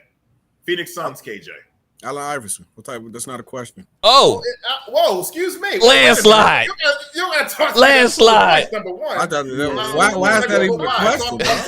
The man said he got a question. He said, get another question. Throw that question in the Okay, well, prime Allen Iverson versus prime Derrick Rose then. How about that? That's not fair. Y'all know Derrick Rose is my favorite player, so I'm going to be biased to Derrick Rose. That's not fair. You don't want to be messing with me because I'm okay, well, why? But who will win that? Like, Derrick Rose, he bigger. Okay. But I'm saying, how you gonna switch the question up though? Because I said, pick a different player. He felt I insulted him. He felt I insulted him with Kevin Johnson. Yeah, that was your question though. Stick to the script. He felt some type of way about. So I have to, stick to the script. K. K's been muted. K's been muted because if you can't have a question, I gotta ask him like. No, SB. You ready to get muted? You just got on here. You ready to get muted too now? I'm gonna ask you then. I'm gonna ask you the question then. Allen Iverson is top 10 at his position, correct? We can all not. Most definitely. That. You compare him to a guy who's not even top 10 at his position. But he asked the question. It ain't even about anything else. Close. He didn't get Kevin Johnson a chance. Yo, that's K. You gotta think about who you talking to. That's him. Am I right? Am I right? I plead the fifth. You plead the fifth? I plead the fifth. I ain't gonna do K like that. I plead the Listen, SB just been muted for a second because he just got it's just me and you right now. Yeah, man. It's just me and you. He can't switch the question, Kenny. Before we get back into sports, I got two other major my three of my kids actually. I was about to say what's up with Al and So little Al's gonna be at Westchester this upcoming fall, which is great. Awesome. Congratulations on that out. My oldest son, he just got a job at DHL working with Big Sue. So that's good for him. And then my daughter, my oldest daughter, she'll be attending Colgate. Nice. Nice. And Sue. Nice. And Sue, that's why I meant to tell you to hit up Sue to see if he was available, because Sue's daughter just got accepted to go to Villanova. Hey. Yeah, she's actually going into her sophomore year. Full ride. Yeah, nice. Most definitely. Yeah, she was. Congratulations, John. I know you're a proud dad right now, my boy. Proud dad, proud uncle, proud everything right now, man. It's all good. That Colgate bill different, man. So yeah, that Colgate bill is definitely different. You ain't gotta tell me. Yeah, that's you ain't gotta tell me. What league is that? I think that's the Patriot League. That's definitely a Patriot. That's Bucknell and Princeton and all that. Yeah. That's education. As soon as you walk out the door, you like hired. Yeah, that was her first choice. So I was nice. very happy for her. That's nice. Congratulations. Congratulations to you, your family, and the success that you're having, and being a father and mother, proud parents. You know what I'm saying? I'm still enjoying the baby phase. My kid's little. I got 6, and my other one just turned 1 on the 24th of June. Yeah, that's the one we just had a party for. That's the one we just had a party for, right? Yeah. No, I was at Chuck E. Cheese the week before and shit, so I was done with that part. Yeah. You was at Chuck E. Cheese, not the kids. No. Actually, no, I didn't. We did go to Chuck E. Cheese. We did a house party at it. We had the bouncy house. I had to dress up like Chucky and shit. Yo, you ain't take no pictures to bring to the I definitely did, but I'm not gonna show you. What Chucky you had to dress up like? Chuck E. Cheese? The Rugrat Chucky. The Rugrats. Okay. It was a Rugrat party. Oh man, no, that's something that you supposed to share with the brothers, though. You ain't in the basement no more. You ain't fam no more. That's G14 classified. Transformers. That's G14 classified. That's G14 classified. Yeah. Only do that for my baby. That's it. Only for the baby. We do it all. We do it all. That's part of being a dad, dog. Girl dad. I'm a girl dad. I'm a girl dad. It ain't too much you can do, you know what I'm saying? 2 girls, bro. That's what I got. I got 2 girls too. I don't think I'm be good. We know when we get old, they gonna take care of us, but yes, sir. We hope so. We hope so. We hope so. I asked my oldest daughter one time, when 6, you know, when they little, they be honest. She was like, I don't know if you get too old. I said, damn. Well, I know not to trust you. I'm gonna be in the I believe in my daughter. My youngest right in the home, yo. Yo, my youngest Alyssa, she's a daddy's girl. My oldest, Anela, she used to be a daddy's girl, and then she grew out of it. Now she's strictly like her mom. But I see Alyssa, my youngest, being around, and because she always wonder, "Daddy, you okay?" She's the caring one. My oldest is more of, "Would you say you're gonna buy me? I need this." Like my oldest, she be on some. Oh, I want to go here. I'm going to do this, and the other. Can you give me this? Don't you work? Yeah, but why spend my money? I can spend your money. Exactly. I remember that's her answer. How old is that? Yeah, 17 and 12. I got 17 and 12. Damn, how old you is? I thought you were around my age. I'm a mute. Damn. SB, you about to get kicked off the show. He said, how old is? He said, how old you is? How old you is? I'll be 47 this year. Damn. I mean, damn. That's a blessing, bro. Yeah, you better hope you get to be my age. That's what the old heads used to tell us. I'm 47 too. Like, yeah, you all old heads, man. I do see a little gray in your beard now. I never noticed. Listen, man, I'm 47 too, man. I still move around the basketball court like I'm 23 though. But you be nice. K's been muted. K's been muted. K's been really muted. But he's nice like a preschooler on the court, but he moved like an old man. Nice. Facts. Facts. Go ahead, lay the ball up on me, man. I want to see you lay it up. He's been violated. It's a violation, okay? We have a violation on the man. You know what I'm saying? You have a violation on K. Let's get him back here. Thank you for letting me back in, number one. But yeah, Alan, you about to mess up. You about to fuck up again. I'm about to ask Aaron ask a question. Yo, listen, right? Like, there's a time. Hold on a second. Oh, I thought somebody stole my Clippers. Yeah, it was. I thought somebody stole my Clippers shirt for a hot second. Oh well. Anyway, nobody's stealing that, bro. Nobody's stealing that, bro. And that's the thoughts and what K was thinking. Listen, right? There's a time, right? A-Rod, like I play at GFS on Sundays, right? So there's this time. I'm gonna paint the picture for you. So there's this time, right? There's this older guy.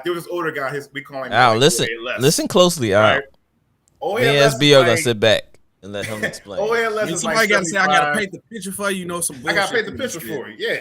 So OALS is like, he's about 75, like going on 80 or something like that. So like Les is pretty tall, but Les is hooping. So I was playing defense on him, and like he got a couple buckets, boom, boom, boom. So I was just like, all right, well, he's rolling. I'm just gonna let him roll. Like, go ahead, man. Like, you get a rebound here. I'm not gonna like beat him up for it. If he gets a rebound, boom, he puts it right back up again. Was Game's on the sideline. So I didn't know at this time, he's 75 years old. He's like 70, like 70 something. He was cooking. He wasn't cooking. I was barbecue chicken. I was kind of like letting them roll. Alex, like, yeah, so he was slow cooking. Al, they played the game to 11. Ask how many points the old man hit. SB, nail in the cart. Yeah, they played the game to 11. Ask how many points the old dude hit. The game went to 9. I think the game went to 9, right? So there's a time in the game everybody was. So that percentage went up extremely high. Go ahead. How many buckets he gave you? Like 6 or something like that. Now you saying 6? It was 7 last time. It was 7. Okay. It be lying. This is he fried you, Ken. But it happens. But listen, it's like this. It was go ahead. Finish the story.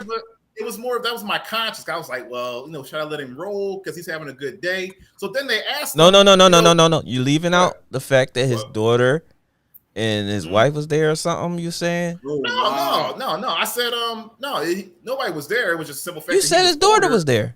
No, I said if his daughter or somebody was there, I would let him roll to whatever. No. That was gonna be my question. I was like, well, do you let him be great or do you just cook him? He skipped out the part that he was talking shit to him the whole time. Let me tell you what he said. And the following week. They asked him what the score was. They was like, yo, like, what's the score? Oh, it's like 7 to something. He's like, yeah. And I scored 6 on K. I was like, wait a minute. I'm just letting you roll. I'm letting you be great. So my thing is this. This is my question, Al. I was like, when somebody's doing, like, he's older and stuff like that, he can't get up, he can't get up and down the court and stuff like that. Like, do you let him be great? Let him have his great day, or do you cook him back? That's my thing, because I was being a nice guy. I've always been a nice guy. I'm competitive, so if somebody's rolling like that and talking shit, and talking shit, and he's 70, and first of all, 70-year-old is not gonna do that to me. I'm sorry, it's not gonna happen. It's not. So if he gave you 7 buckets before it happened to me, he's not scoring the rest of the day. Then that's the only way I can redeem myself. He's not. Okay. And I'm gonna tell him he's not scoring. This what he did to K. I'm in the zone, man. I'm in the fucking zone. Would you relax? Wait, but didn't he play? Did y'all play another game and he could K? The following week, SB. Let's go to week 2. Go ahead, K. Finish the story, K. Week 2, it was just like, regular schedule program again, huh? He said, he didn't get us so much. He called K out, but he was talking like, he's like, you got something to the effect of, you're playing defense on me now. He wanted you to let him get rolling again. I don't care. Right? I mean, I listen. It's not. I don't give out charity buckets, but if you're out there and you're in a league game or something like that under the wrist, SB. If you're at the let's say you were in this tournament, right? Let's say we're in this basketball tournament. This is why he get this. Because he has the craziest thoughts pattern that I've ever heard in my life. How you let somebody score 80% of the points and say that's charity points? I don't understand that. You giving your life savings away, bro. You gave your house and home and said, I had to look out for him. I'm a nice guy, like A-Rod. I'm always a nice guy, but when I get on the court, I'm competitive just as everybody else. I've never seen you let nobody get that many buckets on you, though. I mean, listen, okay. Please explain to Al how he called you out the following week. You refused to talk about that. What did he say? I forgot. When they was calling out the teams, he was like, that's like, all right, this is what happened, right? So let's go one day. So you see how you skipping the story, SB? All right, so then the next week, like one of the Bulls was like, "Yo, such and such, they running down the teams and everything like that. Casey's on team light or team dark or whatever the case may be." And they were just like, "I don't want to play with K." It's like, yeah, because K be giving away buckets or something like that. All right, that's cool. So then I mean, then I had like a monster game because that's not what I'm about, you know. But you know, I don't give out buckets. But then like what's I didn't say the team. Like, what's a monster game for you, K?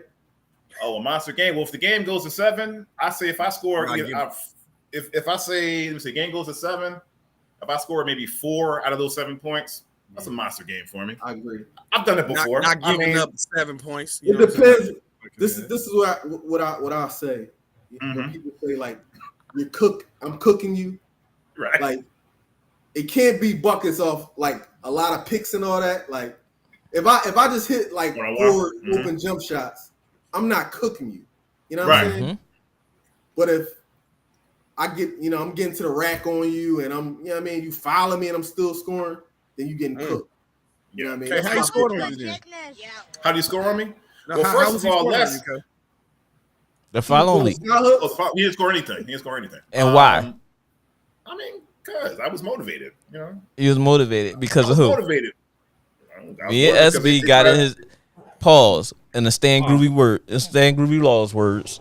Pause. We got in his butt about this. Literally, Kyle got on here. His brother, our brother. We said, Kyle, this is what happened. Kyle said, "Oh hell no, ain't no way possible." Yo, it got so bad that his dad walked in behind it, and that door that's behind him. And I said, "Pop, would you allow somebody to score?" He said, "Hell no." Slap K in the back of his head. Now, that didn't happen. Number one, I just asked Dad, and Dad was like, "He's like, how old was he?" I was like, "Like 70 something days." He was like, "Oh hell no." He was like, "No, I would get him." I mean, okay. I'm like, no, I'm just saying though, but you supposed to violate him, bro. You supposed to score like all the points. I mean, because I'm gonna tell you the way he was getting the ball, he was because first of all, like Les is like super tall, and according to his stories, he used to play with Dr. J in the ABA. That's what he told me. He's like, I used to play with Dr. J in the ABA. Because he played with Doc. He played with Doc. Doc has a full gray hair. That's what he told me. So. And he's giving K 7 out of 11, out of 9. No, because then his arms is like legs. So you hear all these excuses he's making? No, listen, he's catching the ball at the basket. I'm not gonna like kill him. He's eating a mushroom. Listen, you gotta do your work early, man. You can't be letting him catch it right under the basket, though. That's what but listen, I was not because that's one time I saw him fall one time. Like he was and he was so concerned about him. I was like, oh man, that fall doesn't look nice. So I hope he's okay. So if he's like, listen, okay, I'm not gonna knock him down. KC, if that old man won't talk trash to you, you gotta do him dirty, man. You gotta make him not want to come back. If he's on the court, you gotta make him not want to come back. Like that's what I'm trying to do. Tell him again, Al. I'm trying to make dudes not want to come back. Tell him again, Al. Wow. Yeah. That's like if it's personal. Living in now. I mean, if you guard me, I'm trying to make you not want to come back. Like, no, that's terrible, Al. Or you're gonna be the talk of the after game. Al. That's terrible. I still come back to LA Fitness during that brief 5, 7, 8 minutes that we have after the game. You're gonna be the talk of that 8 minutes. Yeah. Okay. Do you remember what Scottie Pippen Al, told you just try to get on here twice? I'm trying to close that joint out. Oh, this is the. Oh, this close. Yeah. Hey, do you remember what Scottie Pippen told Spike Lee after he dunked on Patrick Ewing? Sit your ass down. No, he said, "Sit your old ass down." That's what you supposed to do. Yeah, I'm with you, SB. I mean, Y'all be talking crazy too. That's what I'm saying. You can't let him talk crazy. Yeah. I mean, he said, "Yeah." I mean, this is the true story, right? KC, this is for you. This is for you. True story. This Friday, shot right this past, right? I'm in the gym. We usually run full court on Fridays, but for some reason, people on vacation, whatever, not too many people showed up. So we playing Rough House. I gave the Rough House. I think they had like 30. So the Bull won that game. Like I was only there for like 5 points or whatever. Okay. So he proceeds to say, "Yeah, I'm not missing on none of y'all dudes." Like, right, like that. Okay. So we play the second Rough House game. Blah blah. Long story short, in Rough House you go back. Mm-hmm. I went back twice and still won. Right. Mm-hmm. So I won that roughhouse game. Fast forward, we're about to play 3-on-3. The bull like, okay, you did this in a roughhouse. Let's see what happens when we play 3-on-3. Oh, so mind you, he's 28 years old. I'm 45. So I'm guarding him the whole. This the first game we played. They're winning 12-2, and he says, "Oh yeah, y'all quit." So I proceed. I'm playing defense on this ball. I proceed to take the ball, like physically take the ball from him. Like nobody. Zion, you pulled the Zion off. Listen, manhandling. A manhandling. Listen, if you're guarding somebody, nobody should ever let you just take physically take the ball. Well, wait a minute. How was he standing? Was he standing like with the ball out, or was he standing like like he dribbled once, right? He dribbled once, picked his dribble up, and he put the ball out there. Once I got my hands on it, I'm a little bit stronger than him, so I was able to take the ball from him. So we end up losing that game though. We lost like 16-14, so we lose that. Then those games after that, I said he's not scoring anymore, and he might have got like one or two buckets the rest of the day. That's how you gotta do people, man. I don't think he's gonna be back. Not in K's world. Listen, SB. You know what? I want him to come back because K. He was talking to SB. You've been muted. Hey, SB. Yeah, I don't want him. I don't think he's gonna come back to the runs no more. See, that's how it's supposed to be. But he put it on himself by talking shit. Exactly. It could have been. K, you got something to say? Could have been nice like K in there, but. Well, with me, you know what it is with me. Well, with me, it's like I'm a gentleman and a scholar on the court. I don't want to totally. I don't. Well, with me. Well, listen, guys. Me. Well, you listen, guys. You caught them banks. I want everybody to get a buck. Well, guys, listen. Nice hooper. I'm from the Mutual Admiration Society, so. Shit! We're using big words in basketball now. Mute him now, bro. Mute him. Mute him. Got you. Say no more. Bring him. He's been muted. Get out of here, man. He's been muted. Mute him, man. That don't make no damn sense. None at all. Nice Hooper Society. Get your equal opportunity Hooper. Equal opportunity. I never heard that. Like in all my years of basketball, the physics and the extreme English, like the terms, I'm lost. I'm lost. Hey, SB, what kind of summer leagues y'all got going on out there in Chicago? My guess about good as yours on that one. I don't know. Oh, okay. That helps. That helps. Well, I mean, what you want? Say I got a No, it's cool. You good. You stay right where you at. We're gonna let Kate come back in because you didn't help, not at all. Yeah. So, yeah. Oh, you want to finish talking? You're still talking. Please. Thank you, sir. No, I mean, my thing is like I'm not gonna totally dominate you because I want you to come back. I want you to keep coming back so I can just keep playing with you and eventually. Balls. No, not like that. Yo, what? Yo. He wants you to keep coming back so he can keep playing with you.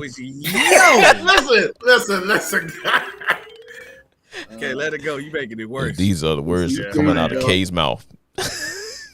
You crazy, dog. All right, let's wow. All right. Let's talk about the Sixers now. Let's talk about the Sixers. So obviously, James Harden's returning, Alex, and he got a 2-year deal, $68.6 million. So that we have a player option, for the second year. So what's your take on this for Harden coming back, and what does this mean for the Sixers to you? I think it's fair. His deal is fair. I appreciate him for not trying to take that $47 million. Giving us an opportunity to help our team get better. What I want to see from him is, and I just saw a picture popped up on my phone. He looks like he lost like 20 pounds. So that's good. He'll be in better shape this year. If he can get back to 75% of the player he was before, in Houston and then the beginning when he was with the Nets, he's a good player, man. He's a top 75 player, man. He can get to 75%, man. I don't need him to be the 100% James Harden that he was in Houston, I just need 75 to 80% of that, and I think we can be successful and compete for the Eastern Conference. You know what I mean? I think we need a backup center. That's what we're missing. We need a backup center and we need a backup guard. So you don't have confidence in Bassey and what's the other kid name? Maxey. Paul Reed. Not Maxey. I'm talking about the big Paul Reed and Max and Bassey. Nah, you don't have no confidence in them. Okay. To me, they like a younger Samuel Dalembert. They're just real excited to be on the court, and they just like athletes. Yeah, well, I mean, with no sense of not real sense of where they're at on the basketball court. Right. They're just out there. That's just my personal aspect on both of them. I think Paul Reed has ability. I think a part of the problem is it might be Doc Rivers not giving him the confidence that he needs to perform, because when he's played well in a lot of spots, but then in the playoffs when he got in, he looked like he didn't like you were saying, he didn't know how to play basketball. He didn't know where he was supposed to be, and he just looked nervous. Like dude, this is your opportunity to play. Like, and beat us out. Like, show us something, and he did. So how do you feel? Go ahead. I'm sorry. My bad. SB, we had the same question that we gave Al. You wasn't here last week, and we'd like to hear your response to that as well. The contract. 76ers? Yeah, on the Sixers. You would take a pay cut when you can turn your team to the 76ers Rockets. So, pretty much that's all it is. Just the Rockets would add Joel Embiid. For some reason, SB Mike just went out. See, I don't know why his mic went out. That way. And that's I don't see it that way. I think who's the other signing, right? So we got the dude from Memphis, House. Melton, who played for the Rockets. Who? House? All of them played for the Rockets. Yeah, House played for the Rockets. Melton played for Memphis. Melton played for Memphis. I think Milton might not play for the Rockets. Memphis. Yeah, Milton played for Memphis. I think Milton is a pretty good player. If you remember, Ja Morant missed like 20 games. He was the starting point guard when Ja was out. I think they went like 20-1 or something like that. They lost only like 2 games. I thought it was Jones was starting. Yeah, that was Tyus Jones. It was Tyus Jones. Tyus Jones started. Tyus, okay. Yeah, Tyus Jones started. Melton was coming off the bench getting like 12 or 14 a game. Yeah, but he was hooping though. Okay. He was hooping, but it was good two-way. He's a good two-way guard though. I like the signing, but for the way people are talking about him as if they paid him some attention during that Memphis time, during the times in Memphis. Nobody paid him no attention until you said he averaged 10 to 12 points a game for Memphis and this, that, and the other. Now he's on the Sixers. Everybody like, yeah, I always liked it. No, you didn't. I'm gonna be honest. I heard about him for the first time this year. I don't know what he did prior to this year, but I know he can shoot the ball a little bit. That's what we need. We need shooters. I think we probably need maybe 1 or 2 more shooters, but can't have enough shooters. But for me though, Al, like I know you was talking about with Harden coming into shape. I feel like that's one key.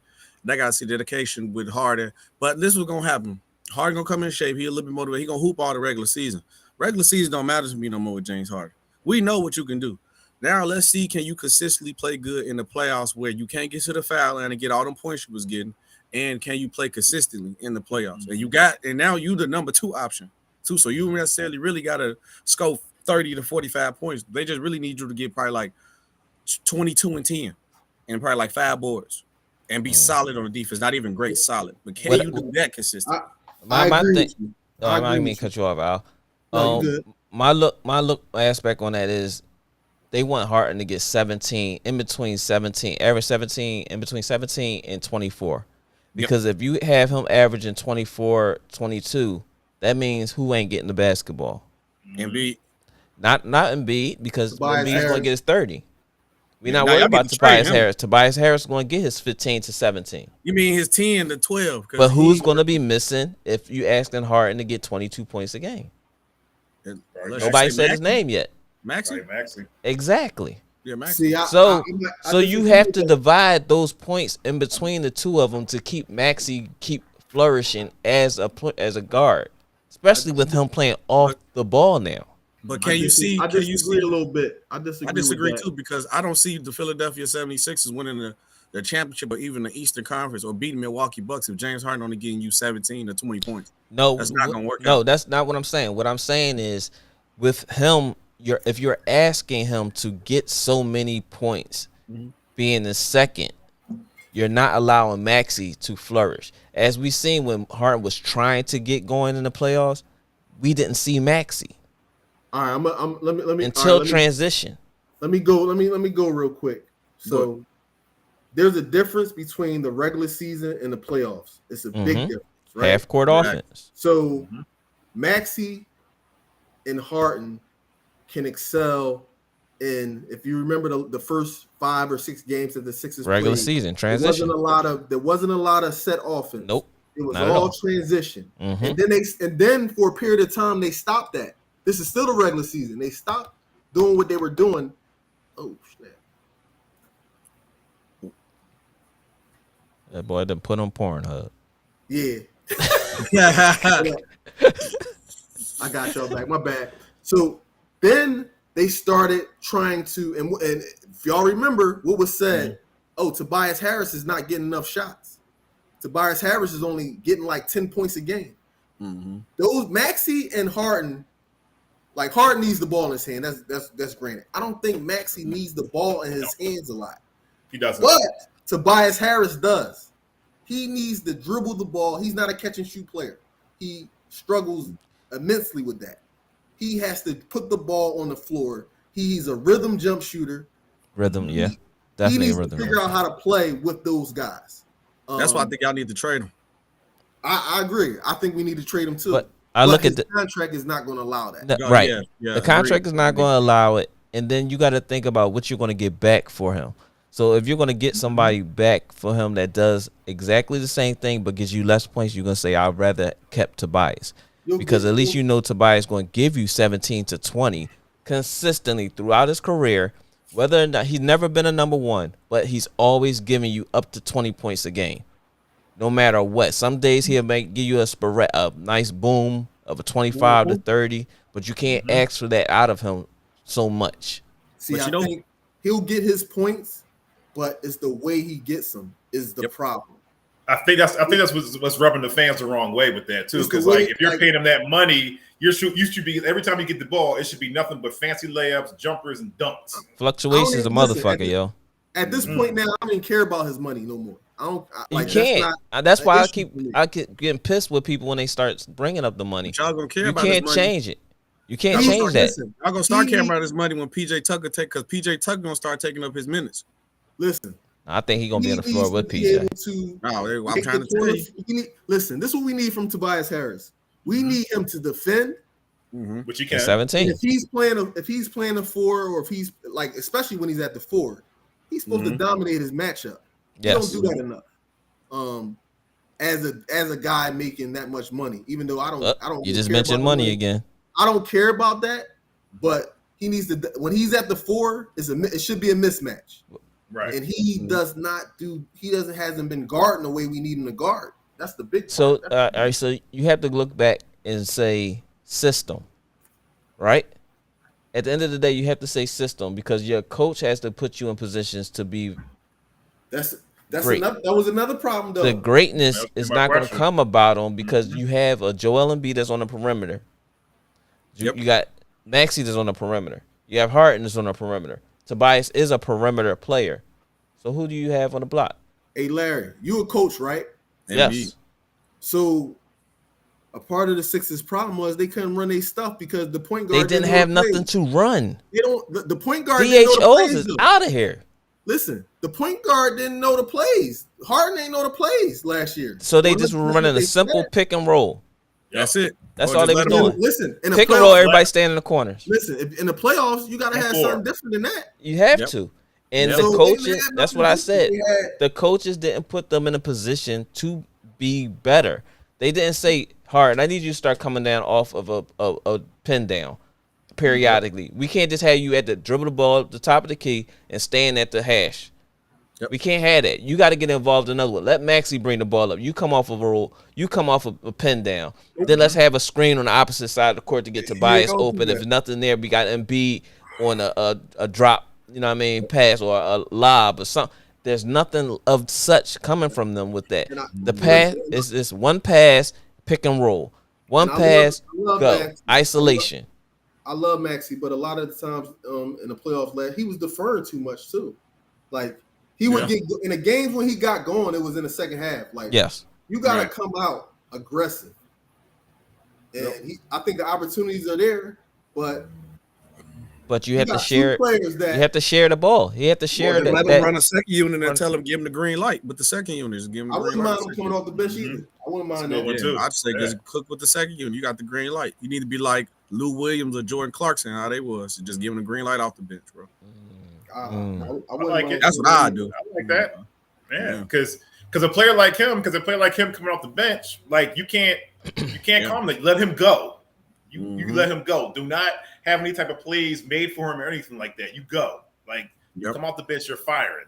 That's it. And that's another problem with the Sixers too that I could say, like, it's too many people in y'all starting five who need the ball in their hand to operate consistently. Everybody can't have the ball. That's why I said don't be surprised if Jay Tucker eat up Tobias Harris minutes, and like that's why he got all them players that used to play at the Rockets. What they used to do, spread stand the around, stand, wait to get the ball on the three and play defense. They literally try to run that same offense and just let Embiid and James Harden just do their thing, and then if not, kick it out for somebody shoot the three. That's it. So Alex, I got a question for you too. You too, SB. So Doc Rivers, do you think his time is okay? Do you think his time is passed already with the Sixers, or are they gonna, No. Is this not yet? Who you gonna replace him with?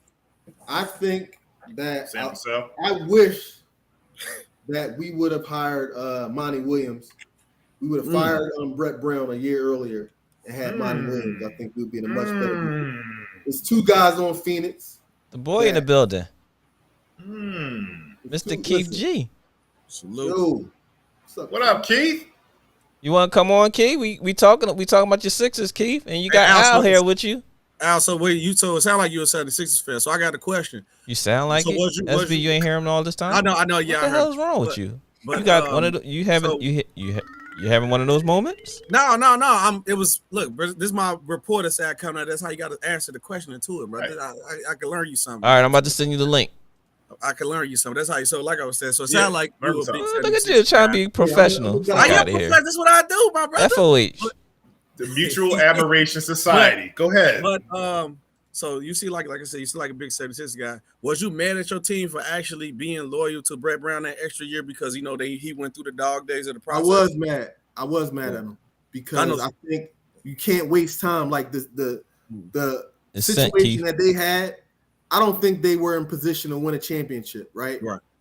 So Brett had been there, and as you got to remember, Brett Brown was tied to Ben Simmons as well. Yep. So that was another part of the problem. You know what I mean? Another issue. Now listen, I took shots at Brett, and I know Brett personally. I got a chance to coach his son with Triple Threat. Been around him. Brown? Yeah, Brett Brown's son played with us at Triple Threat. Brett Brown was around the organization, right? Huh? He's going to pin not. He will next be a year. He graduates. Year, right? Yeah, he graduates this year, coming with Keith and all. But Brett Brown,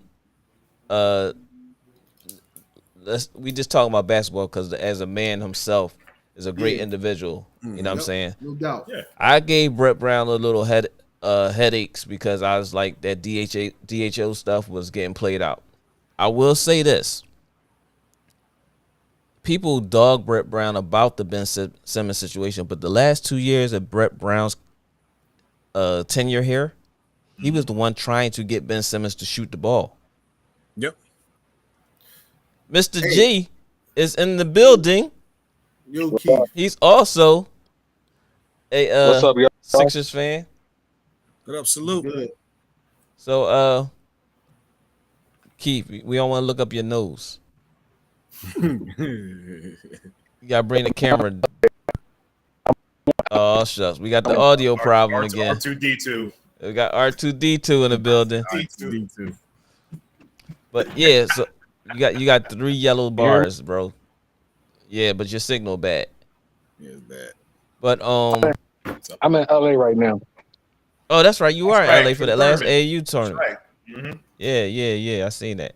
Oh yeah, but I said Brett Brown. He actually was trying to get Ben Simmons to shoot. He was like, I keep telling him to shoot the basketball. I keep putting him in position to shoot. We kept saying we don't care if you miss. Shoot the basketball. He was trying to do that. Brett Brown's last year here was the year with Butler, right? After they got rid of Butler. He took upon himself.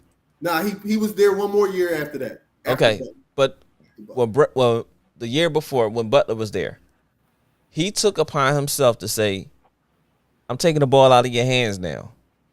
That was Ben issue once he took the ball out of his hands and started putting the ball in Jimmy Butler's hands in those playoffs.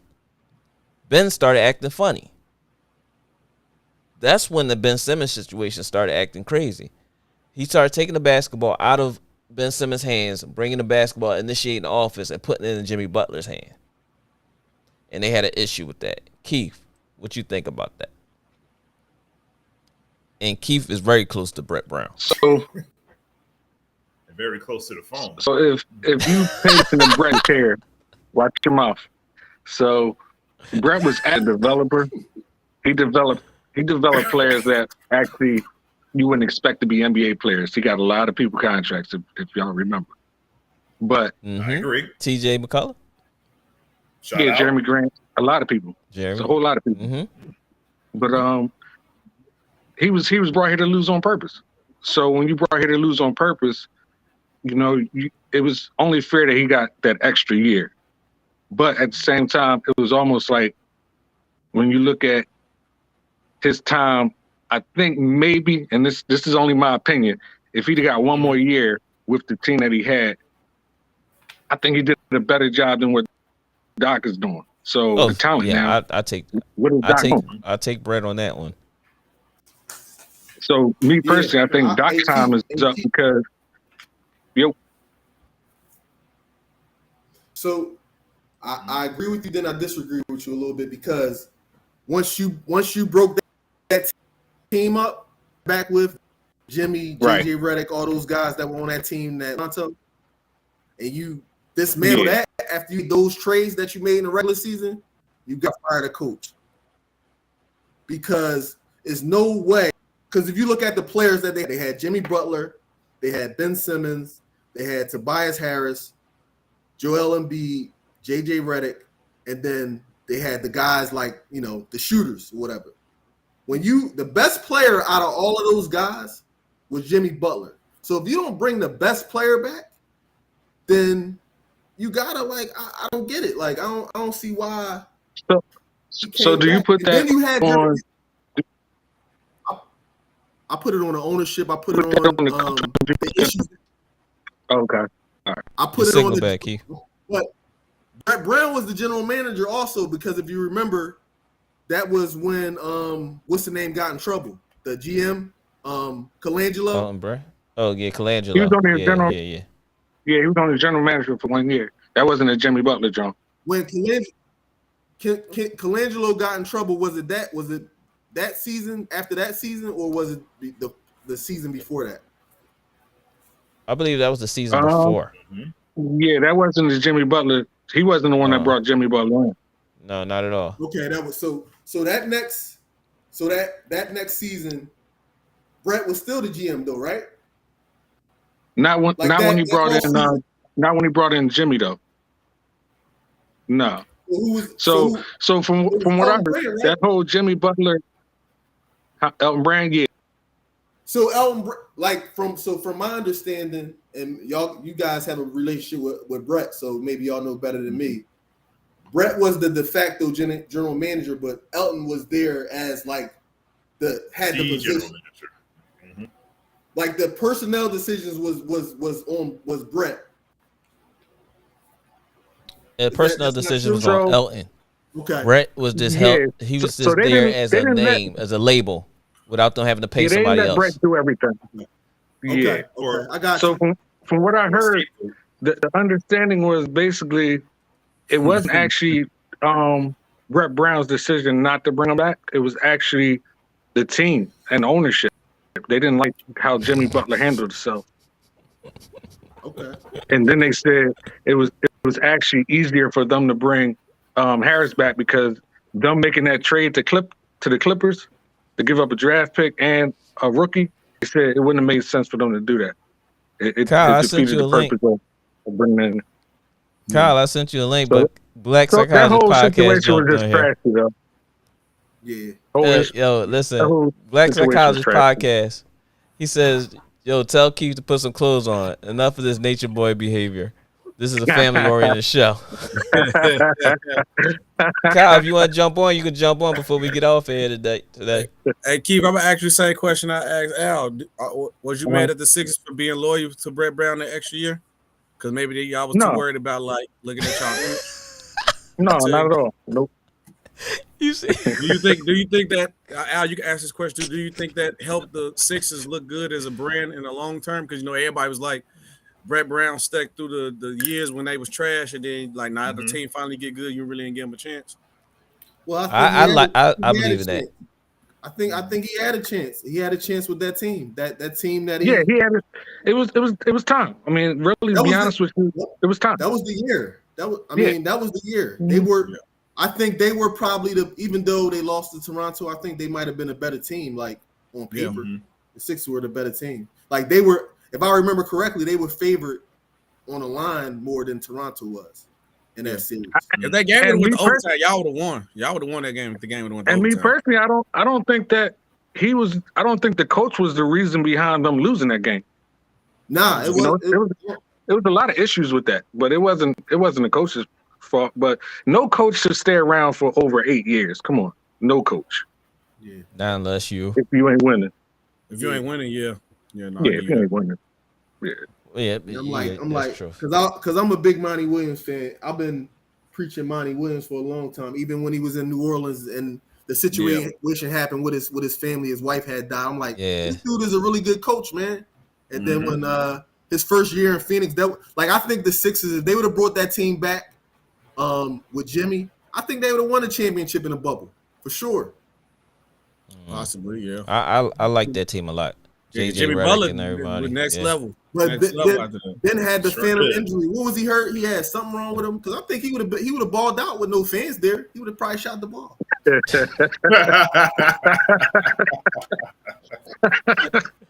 Hey, yo, dudes, listen. People don't look at that how guys played in the bubble. Like a lot of the guys that were cooking in the bubble, and how a lot of them now they don't really do nothing. Like TJ Ward, TJ Ward. He been hurt. But he was a killer in the bubble. He was Michael Jordan in the bubble, boy. He was a gift.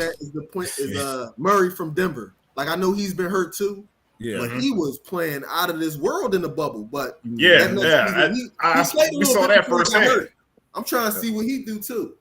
See, if they were smart, what I would have did is Denver, even though he did get hurt, and I said the perfect player for them would have been Damian Lillard. I would have packaged MPJ, and Jamal Murray, while his value has a couple picks, and I would have got Damian Lillard when they thought about trading him. And that team, Denver, would have been a championship contender team. But you gave your MVP to somebody that was a 6 in the who did MVP up? So my question, that's a good segue too. That was good. That was real good. How do y'all feel about if Denver does better next year? Do you give Joker the MVP again? Nah, they ain't gonna get it to him again. But they should. Listen, but that's my problem with this. No, it was just the 6th seed and he got MVP. Shouldn't have got it. If he has the same season he had this year, with a better result in ladder climb in the ladder in the Western Conference, does he get the MVP? Because he should. I hope this happens so he can expose because how far it gets, though. I real life hope it happens so it can expose the voting because there's no way a dude should got the MVP at the 6th seed. Like I get it why Russ got it. We never seen him. He did something we never thought would ever happen. That's cool. And it made the playoffs. But no, I don't care. Joker had all these stats. No, bro. He's a 6th seed. I still said I believe Embiid should have won the MVP. If it wasn't him, if you weren't gonna get it to Embiid because of injuries, you should have just gave it to Giannis then by default. Yep. Giannis then, or Devin Booker because until he got the better. But you can't blame injury for Embiid this year. No, I think Embiid should have got it. He should have got it. Yeah, he should have got it for sure. Yeah, hell yeah. He threw it. Embiid already said, but things happen in Philly. Everything is against him, so that's how that go. Yeah. They He did both say did, that. though. He definitely said But that. yo- They played a dirty game with that one. Hey, can we sue the Clippers for giving us Doc Rivers? I ain't got nothing to give. They don't got nothing. You're gonna get that with some Clipper shirts and Clipper Yeah, deals. you're That's all lying. they gonna give you. Y'all both wear red, white, and blue. That's it. Hey, I actually did go down to see the Staples Center and stuff. I rode through That's there. what's up. How keep How'd you doing like out there? Yes. We done now. He did all right. Good. He did. I just all right. want you to know, man, the eyes? Staples Center is surrounded by a bunch of bums, man. Like, get some of that money together, man. The Clippers, all y'all, get some money together, man, and feed them homeless people out there. Oh wow! But that's what's going to happen to the Sixers facility in 10 years. Which one? The new Hell one? yeah, downtown. Come on, man. I don't think tripping on that. That's gonna be ready. That's gonna be like the new Reddit. That's gonna be like the new suburban station. Yeah. Tripping on that. They want a little Madison Square Garden. Right. Give me 1 second. Give me 1 second, y'all. Yo, listen. man. This little sponsor, Kyrie McKee Right. of EDU Education First Basketball Hardwood Classic Open Run Saturday, July 30th, 2022. Belfield Recreation Center, 2109 West Chew Avenue. 6th and 7th grade, 9 a.m. to 11 a.m. 8th and 9th grade, 11 a.m. to 1 p.m. You can reach Kyrie McKee on Facebook, or you can at him official JNH, or you can hit him on his Instagram at Education First Athletics. Education_first_athletics. Limited spots. You have to DM him to get a spot. Reach out to him and get your kids in there. Kyrie's he's the nephew of Aaron McKee, Temple head coach. But Kyrie's been doing something great over there at Belfield Recreation Center that's been needed, because that was our home back in the day. Mm-hmm. And for Mr. Woods and Mr. Ellerby and all them running Belfield. Now Kyrie's trying to bring that back, and they gave it to a great person who's doing stuff for the community as well. So once again, EDU Education First Hardwood Classic Open Run Saturday, July 30th, 2022, Belfield Recreation Center, 2109 West Chew Avenue, 6th and 7th grade. Once again, at 9 a.m. to 11 a.m., 8th and 9th grade, 11 a.m. to 1 p.m. Reach out to Kyrie McKee on Facebook at official JNH, or on Instagram at education_first_athletics. Bam. Keith put on a shirt. Gee. Hey man, I was laying down when y'all hit. Yeah. But you said Keith did all right. How Yeah, they he did finish? all right, How the team finish? It's not something I'm gonna talk about on air. Okay. I don't see why not. There's some people that checked out, man. There's some people that checked out. Oh, okay. That's good education. That's all I'm gonna say. Oh, okay. Oh.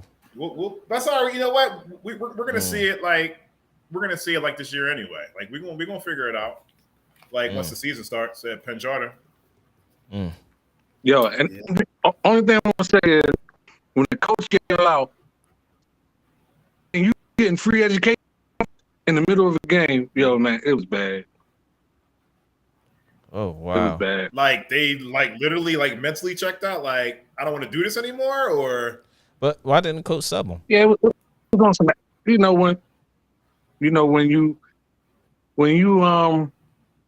When you making mistakes on your own, and then you try to, get mad at other people, can't do stuff like that.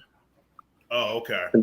So nobody, he wasn't holding himself accountable for the mistakes that he was making. Or Yeah, and the team was He pulled holding him the K accountable. off. He pulled the K off. No.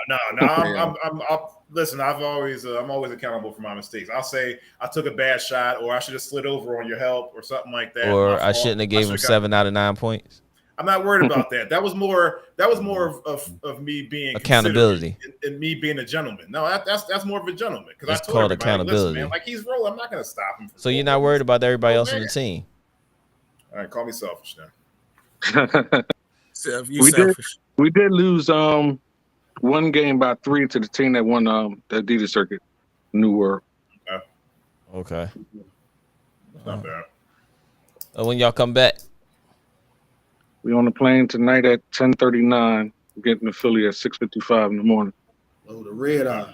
Mm-hmm. Yeah, sleep. That's sleep. That's that B-16 where y'all gonna land on B-16. That's the best time to fly, man. To come back. Mm-hmm. Well, congratulations to Kalo Elite, boys 17U. Mm-hmm. On their last year of my godson X. Who else is on that team? And Zion, and I don't know the Trey, other kids. Keith. Yeah. Wow. Yeah. Wow. Congratulations to them. Is what's the name on that team too? Lil Adam not on that team, is he? No, he with Pride. Okay. Yeah, he played with Mark Butler. Yeah, but congratulations to them. This was their last AAU season. Yeah. Mm-hmm. And they got their last year of basketball to rock out. All day. Bittersweet. Yeah, bittersweet. Yeah. I done traveled to places, man. I ain't never think I'll be going. I think I missed one tournament. That's it. Out of all these years. That's a good journey, man. Yes. Yeah. You ain't got no kids. You ain't got no kids I can travel with. That kid play football. Lil Matt just started his thing. Matt about to start high school, so he about to be in the circuit soon. Hey man, it's fun. It's fun, man. I miss it. Many vacations every weekend. Yeah. It's cost efficiently too, though. Yeah. Oh yeah, you gotta save for it. Somebody just wrote a paragraph. Yeah, my man Everett down the street from me. Everett says the Sixers organization tradition has been tarnished by the process that failed terribly. Doc Rivers could not win with a stacked Clippers squad. He will not win with in Philly. A huge generational difference. He has lost coaching chops. Sixers should. Well, I don't see all of it. Sixers should have hired Bonnie Williams or Ty Lue. We rushed Mark Jackson. Or Mark Jackson. I don't know what's going on with Mark Jackson, man. Mark Jackson got blackballed, I guess. I don't know what's up with him. You know why he got blackballed, right? Yeah, because of the statement he made about the alphabet owner. Yeah. He said he also sees another trade for Harrison. Thibault will not be here. That's only if it's a big trade. Peace. Love. So I need to try to keep Thibault, but I'll try to appreciate you chiming in. ASB. Yeah. Thibault kind of messed us up too, man, by not getting that vaccine and then because he was playing pretty well leading into Toronto the playoffs, and then he never got it back together. He didn't look like the same player, man. So throw him off track. Yeah, and I think they will trade Thibault because it's contract season. They're not going to be able to play everybody because they got to pay Maxey next year. I mean, you could probably get away with it with the signing of PJ Tucker because he could kind of do what you needed him to do. I ain't saying he's at the same level because PJ Tucker. No, but you only got PJ on a temporary. You can find another kid eventually in the next 2 drafts or so. Yeah, so I'll say combine him and Harris together. I think we might lose Thibault, man, because if he doesn't show that he can play on the other end of the court, like he's not big. It ain't like he's a 7-footer or something like that. He's good for a team like a Chicago. If you're like a wing player, you have to be a scorer White or make a 3 in the NBA. You can't just be a play defense dude. You know what I'm anymore. saying? Playing that many. No. And not a big. Yeah, you gotta be a 7-footer if you want. Yeah, you gotta be a 7-footer. I think the last person like that was who? Roberson or something?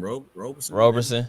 Yeah. Roberson. Yeah. If you go, make sure you go into the YouTube page and subscribe to the YouTube page too, bro. Appreciate you locking in on Facebook as well. But yeah, yo, we've been on here for 2 hours and 15 minutes. Was like, what's the bull played for? He played for Boston, then he played for Memphis. Tony Allen. Tony Allen. He was like the last dude. But Allen. No. Tony Allen could get a bucket though. I know. That's what I'm saying. He gave you a couple buckets too. No, you know who he was? The Kobe stopper. Who you talking about? Ruben Patterson. Oh, shout out to Ruben Patterson. Ruben could get a bucket to save his life, but he was just a defender. I thought you was talking about the other dude. I was thinking, but that was LeBron problem from Dallas. Deshaun Stevenson. I thought you were going to say somebody like him. No, Deshaun used to get buckets, though. Yeah, he used to get buckets, yeah. I'm talking about somebody that had no offensive nothing. Game at all. Ruben Patterson. I don't know how you make it to the league. You don't have none in your bag. He's the last perimeter all-defensive player because even Bruce Bowen could hit a three. Ruben Patterson? Ruben Patterson was the man at Cincinnati, though. That's how we got through. See, this is the shit I be talking about. I guarantee you, nobody. What the hell do Cincinnati got to do what we talking about in the NBA? Because he has how do dudes like that get in the league and stuff like that. No, okay. All right, I'm just saying. You just say can't nobody do what? He said, I can bet nobody here can tell me why Bruce Bowen jersey is retired in San Antonio. Because he used to take people's ankles out. That's it. He retired. I didn't know his jersey was retired in San Antonio. His retired, yeah. When did that happen? That's about 5-6 years ago. I know. He only was there for like 4 years. Like, when did this happen? But he got 4 championships with him. Yeah, but he was only there for. But what's name don't have no retired jersey though. They unretired it. Robert Horry. They unretired it. No, they just let LaMarcus Aldridge wear it. He let LaMarcus Aldridge wear it. Yeah. Oh, okay, because I was about to say, how do you do that? Yeah, he let him wear it. You said why Robert Horry didn't get his retired with the Spurs? I mean, anywhere. Robert Horry got 7 championships. Bruce Bowen was only there for like 4 years. Yeah, he was only there 4 years. He was with us. He was with the Sixers. I mean, what team can you really just say like Robert Horry should just get his jersey retired there? Houston. No. I wasn't serious about that. I wasn't serious about that. Yeah, I wasn't serious about that. Robert Horry got 7 championships. That's all I know, and he played a big portion in all of them. Yeah, that 1 minute of the game, yeah, for sure. Call it what you want. I don't think anybody jersey should get retired that's not even making it to the Hall of Fame though. But you could be in the team Hall of Fame though. You could be just that's like the Ring of Honor. Yeah. The NBA is a little bit different because it's the basketball Hall of Fame. So a lot of guys that you don't think would make it. Like, I think Joakim Noah gonna get his jersey retired. With I just remember watching the game, man. And I couldn't. No, but I don't think he's gonna make the Hall of Fame though. But I think the Bulls gonna retire his jersey though. But I don't think. Just for this, yeah. I like Joakim. I thought you were saying Hall of Fame. I was about. You was about to get ejected. The only Hall of Fame he's probably gonna get to is probably the Florida Gators. Gators for sure. Yeah, he's definitely getting to that. But I mean, I can see him maybe Chicago too, because from what he did for Chicago. They're gonna retire him and Rose probably jersey. Him and Rose. Mm-hmm. Rose jersey getting retired for sure. Maybe Nate Robinson. They already just announced. They said ain't nobody else wearing number 1 no more now. Too. So the Derrick Rose jersey already set in stone getting in the Raptors. Yeah, I'll take that. Keith, man, we hope you have a safe travel back home, you and the family and everybody. Kalo over there. We've been on here for 2 hours and 20 minutes. We're going to shut it down. Next week we're going to start talking about some NFL because football season coming, y'all. JETS. No. We're not doing that. We're not doing that. We're gonna solidify SB's football team. We're gonna solidify everybody's team before the season, next week, so that we won't have no kind of extra anything. Keith is an Eagles fan. He's a 4 for 4. I'm a Philly fan. He's a 4 for 4. Starting to hear that. Yeah, it sucks to be y'all too. It's cool. Yeah, sorry to hear that. Your team. Cool. Your team. What? Eagles, all Philly. He like the Cowboys. You see it? You thought the basketball? The basketball? Don't start again. SB, don't start again. He's been muted. Don't start. He's having it. Don't start. Because we're gonna get. Cause I'm gonna bounce that right to you, right, Kay? I'm gonna bounce that right on your pause. Pause. I said pause before you got there. See, That boy got a Dallas Cowboys basketball. He don't start, man. Hey, Sabrina, thank you for watching and tuning in. Once again, Sabrina, she has her own courier. She's a female, black female who owns her own little courier business in Atlanta. I appreciate you jumping on and subscribing to the channel. Make sure we get your logo so I can give you a shout out in your business, a shout out as well. Once again, like I said, thank you, Sabrina, for joining us today. But we definitely about to get up out of here, y'all. Keith, you have any shout outs that you want to give, to those? Shout out to everybody on here. Shout out to everybody on here. Thank you, sir. We appreciate it. We appreciate it. Always fun coming on. No doubt. No doubt. I'm glad you could join us, man. I'm glad you could join us. Al, Mr. Weems. Appreciate y'all having me on here, man. You'll be on here again. Man. Yeah, Any other shout outs, Al?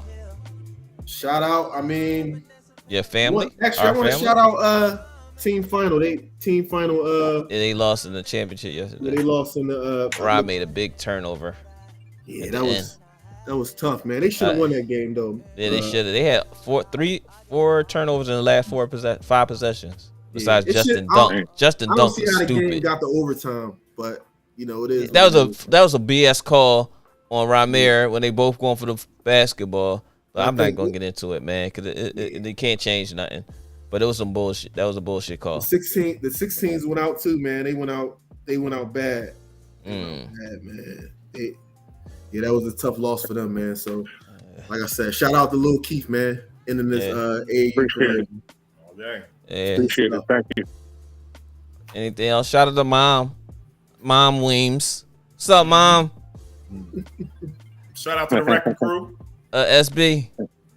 Yeah, man. Salute. Glad to be back on. Missed the show. Even though you was hating on my team. Miss you too, bro. We saw you on the Cowboy.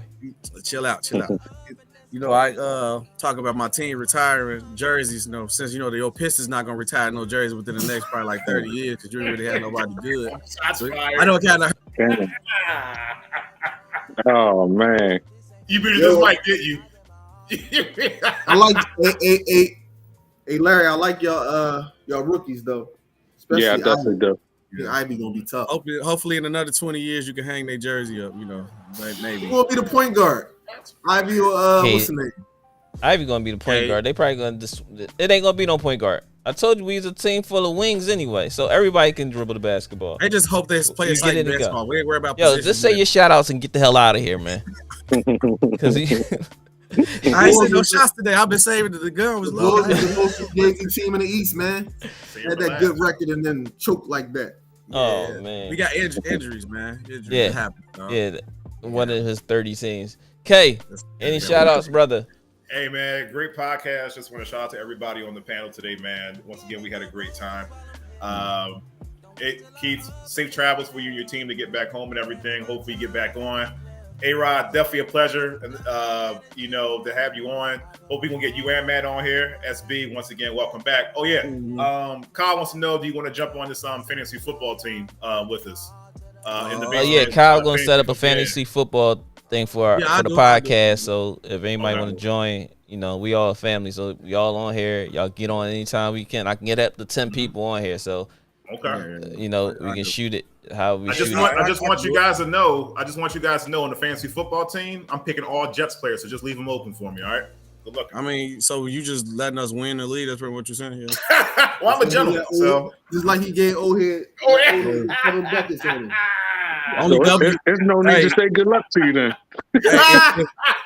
If they put MILF points on there, then you might be good with Zach Wilson. If it's the MILF points, some mom getting up with the mom points, then you might actually be good. But if they got no MILF points in fantasy football, then you lose it with Zach Wilson. I'm done. I rock with Zach. But I ain't gonna lie, I think he was the best. I still think he's the best quarterback in that draft, though. To me.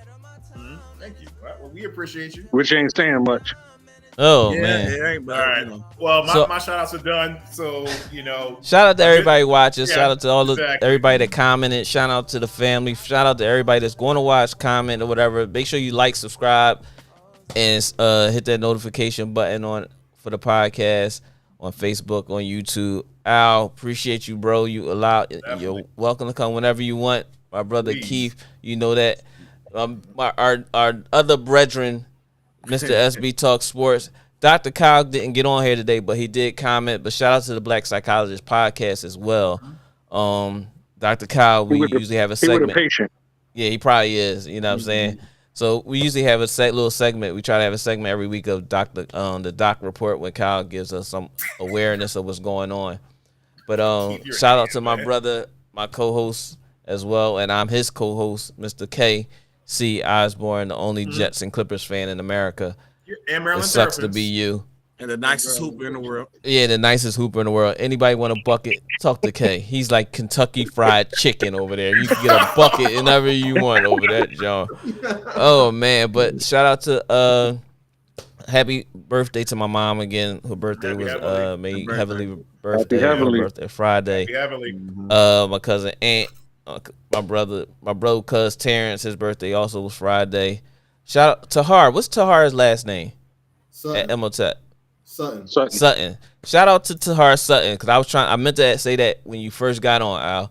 Shout out to Tahar Sutton. He was doing major work over at Emotep. He just got an assistant coaching job at Quinnipiac. Yep.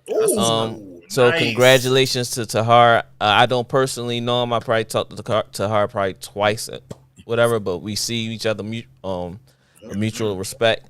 But shout out to Tahar. Congratulations.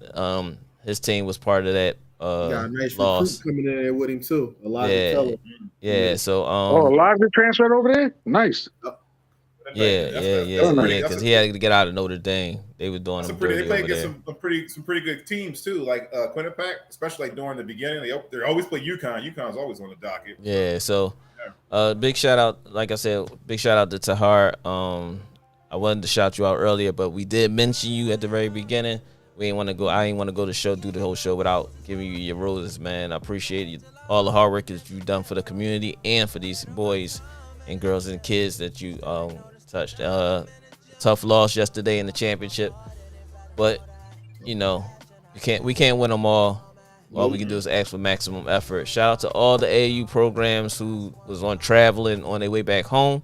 Safe travels to the families that went with them on the way back. And that's about it for me. But we appreciate y'all for being in the basement with Next Step and K, and along with the rest of the family, SB, KC, Keith, Al. We hear Dr. Kyle. He wasn't here today, but once again, we say thank you from the in the basement with Next Step and who? Hey. Deuces. All right, man.